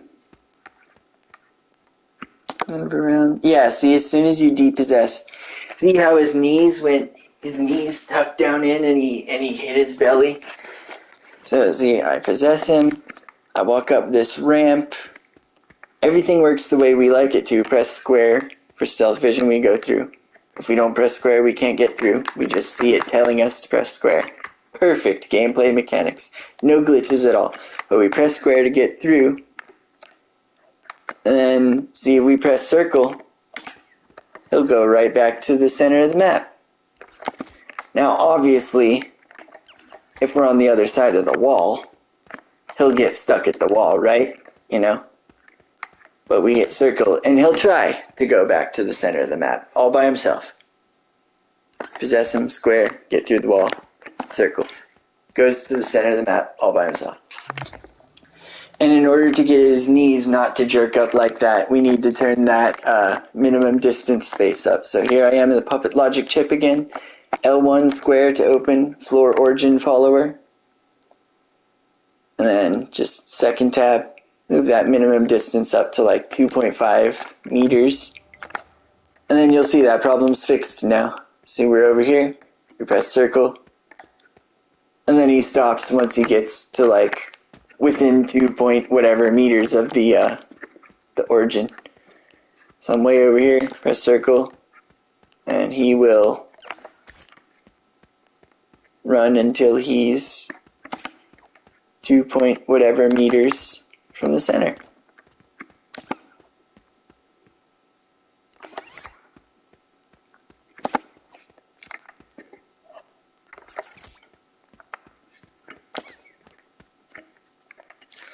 So yeah, that's just a rundown of how you would get things working in this game and how things function. I love the philosophy behind it.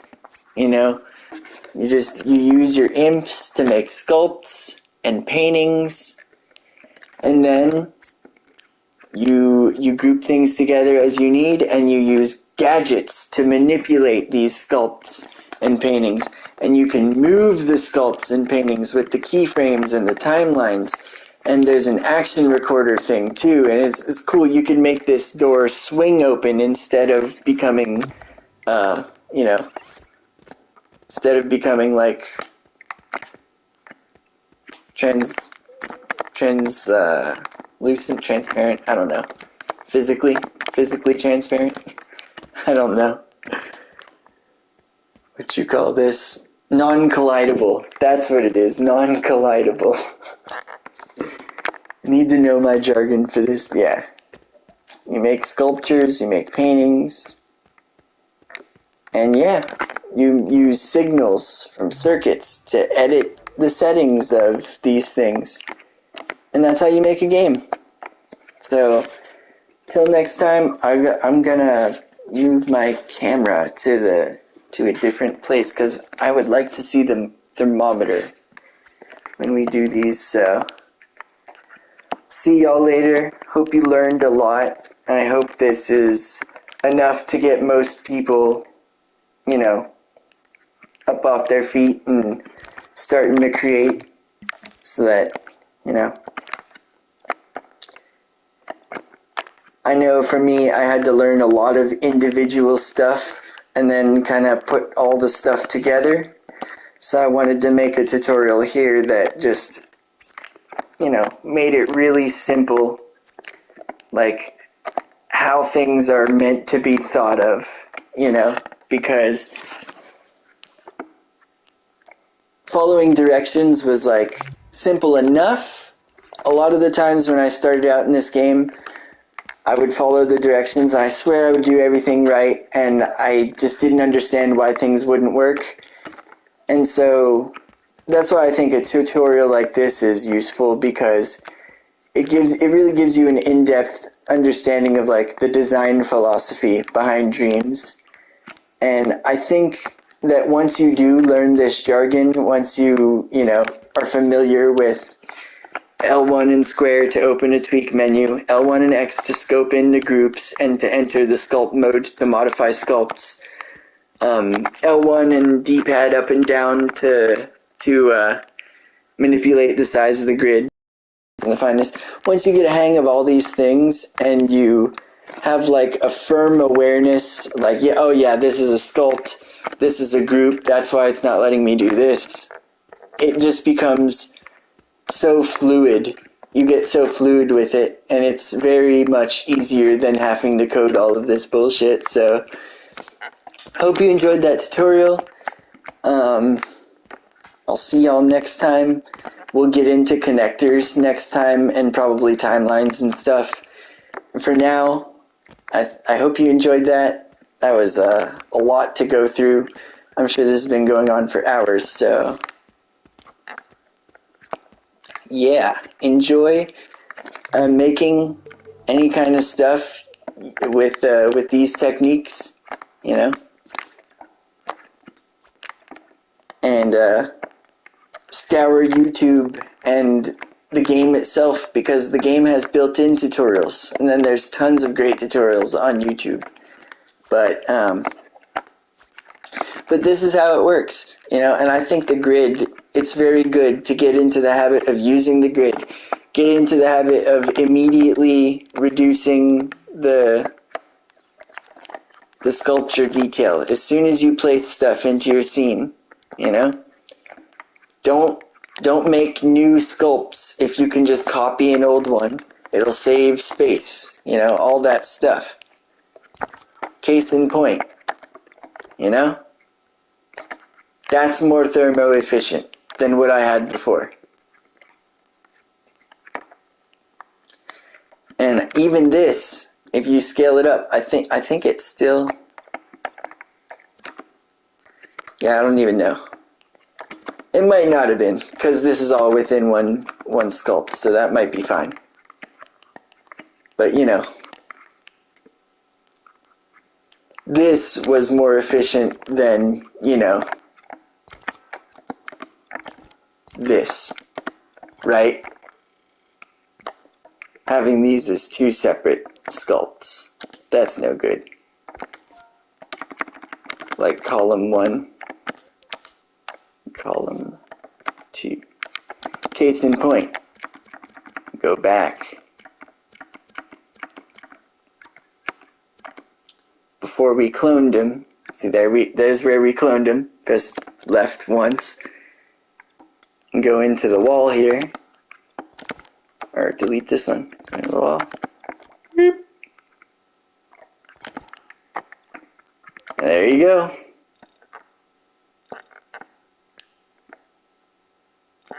However you want it set up. Normal walls.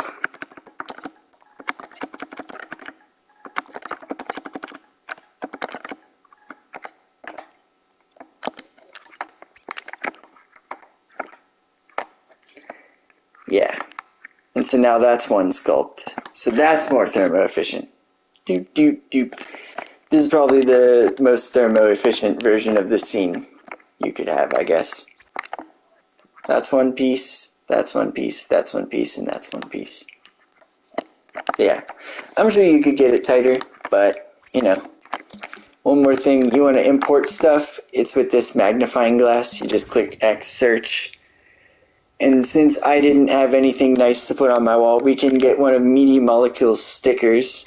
So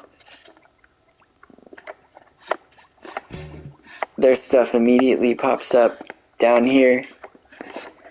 And they have sticker packs. I don't see any of them immediately.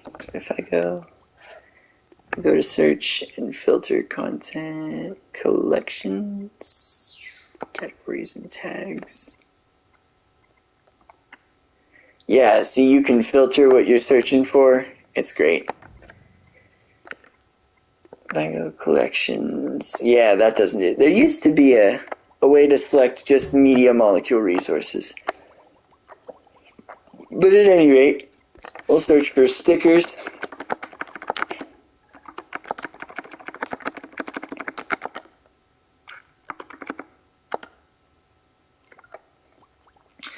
And yeah, like, look, even if you don't go to media molecule, you got tons of great stickers you can put. So like, this one is stick. I like this, you know. It's kind of a 3D sticker. But yeah, you could stamp it. While you're holding it, you can add it to the group by holding L1 and pressing X. And now, that just created a group that now contains both these sculpts. They won't merge sculptures. You can't merge sculptures. You can only merge paintings together on here. So these are probably paintings. It's one group, but made up of a painting. That's one painting. That's a painting. Circle is a painting, and X is a painting. And that's all a group attached to that door. So yeah, I'm not very good at painting in this game yet. So that's where I need resources. Wherever you need something, you need logic, you can search it up there. You need sculptures, you can search it up there. And you just mix other people's sculptures, logic, and paintings with your own sculptures, logic, and paintings, and make whatever kind of game you want with it.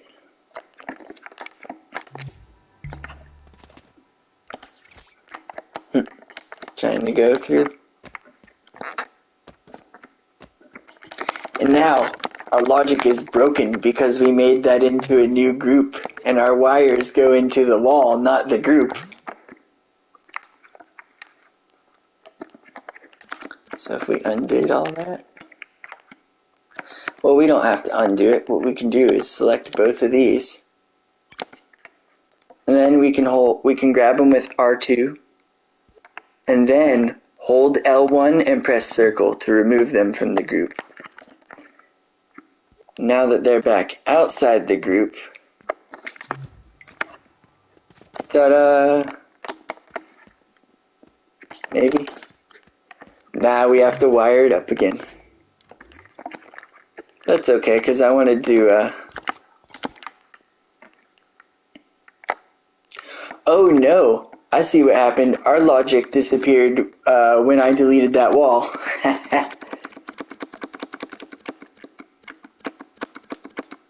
So yeah, let me not delete that wall, and instead I'll delete this wall. So see, that's where things went wrong. So we hit left one more time. There's our logic. It's still there. Edit this wall. Sorry, edit this wall. Yeah, edit this wall. Taking this over.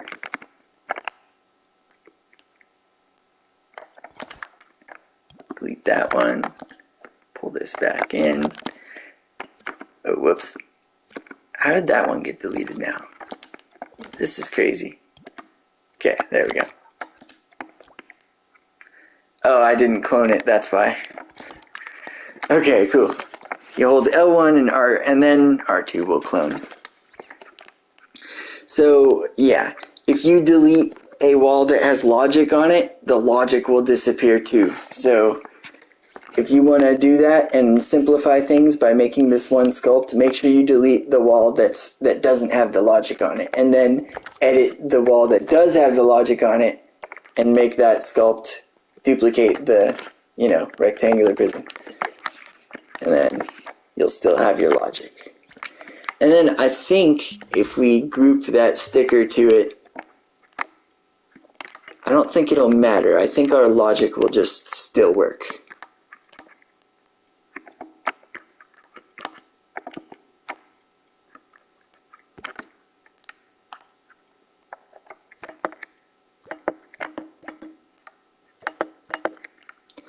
I'm trying to flip it, but it's not quite. It's not aligned to the grid really, so.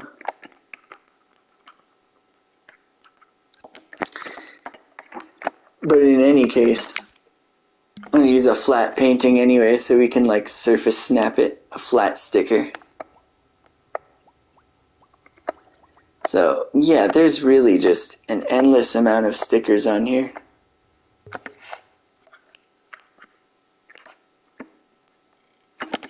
Those aren't paintings, those are sculpts.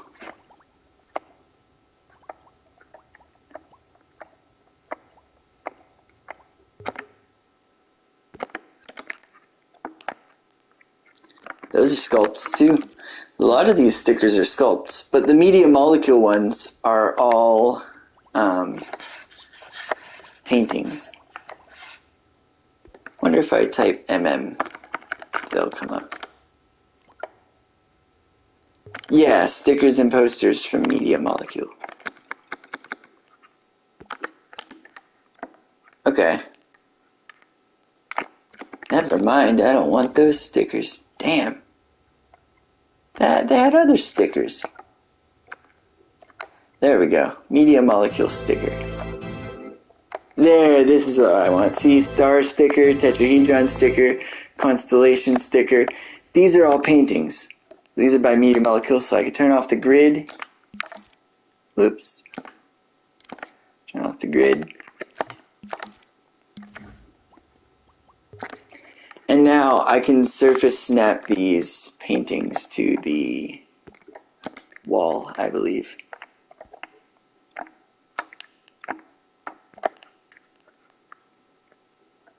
No, I can't. These are not flat. Well, it's okay. Just L1 and X, add it to the group, and just move it relatively like, you know. You turn your grid back on. Relatively in front of it. And yeah, you can turn the grid to a very fine increment, and then that way you can only move it out until you can see everything and not anymore. Yeah, while you're inside here, make it bigger. And when you're scoped in, you can open and place a sticker. You can grab a sticker from the search, menu here. And if you grab it while you're already scoped in, then you'll already be scoped in, and you can stamp it, and then you're already in the group. Hold R2, hold L1. Yeah, it won't surface snap it. So you can surface snap gadgets. You can't really surface snap paintings that have already been exported, but you can surface snap when you paint. You go to paint mode, you go to guides and surface snap, and it'll let you do it that way. But yeah, if you bring one in, you kind of just have to group it to the wall and move it up close. So yeah, now our wall has stickers on it, and yeah, the logic should still work with it. Yeah. Yeah, and see, those stickers are actually animated a little bit. They kind of vibrate and wiggle. So pretty neat. And then that's all, working normally, the way it should. And that's the tutorial. I'll see you guys later. Peace out. Hope you enjoyed. Press start, then quick save here. Scene.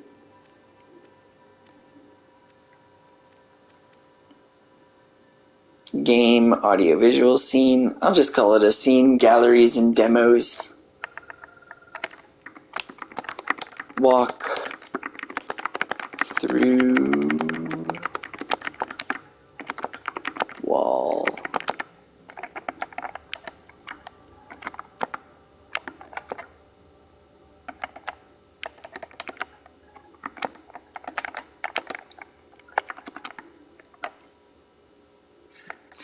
And then I'll save it.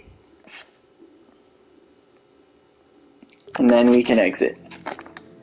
And there it is, it's saved in my creation. So anytime you're in this menu, Jester876, that's I just leveled up because I just did a bunch of art and design. So it should tell me, we know what you like to do, design, but recently you've been dabbling in art. You get art experience whenever you're sculpting and painting. You get design experience when you're placing microchips and wiring things up. So that's what my strong suits are. Then there's animation, audio, curation, play. And yeah, here's my creations. Here's all the stuff I made. And that's the most recent thing, so it's right here all the way on the left before start creating walk through wall. So just refer to this. I'll release it as public, so you can remix it and look at all the stuff. I don't want to put any release notes, that's fine. Showcase or demo, yeah, expo, set, gallery, expo, whatever.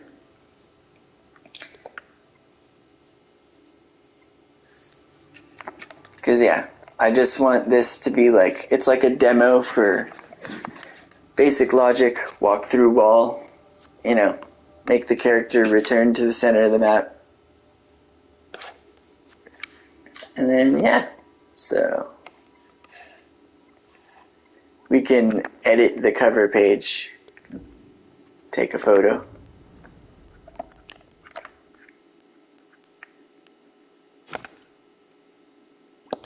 And that'll usually be higher quality than the default one that gets snapped whenever you quick save it. So there you go. And then you just hit the release button there, that green release button in the top corner, and then there you go. Add tags, YouTube tutorial, Humble Roots.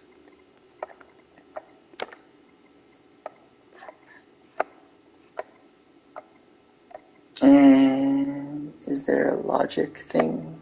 Logic. Level design, lighting. Minimalist. Yeah. You could tag it with a lot of stuff. Tag, I used a tag. I used a follower, you know. Do they have follower?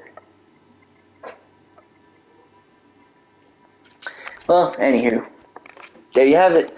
So you can just remix this whenever you want, and then it'll bring you into this scene in edit mode, and you can just look at everything. You can look at this chip.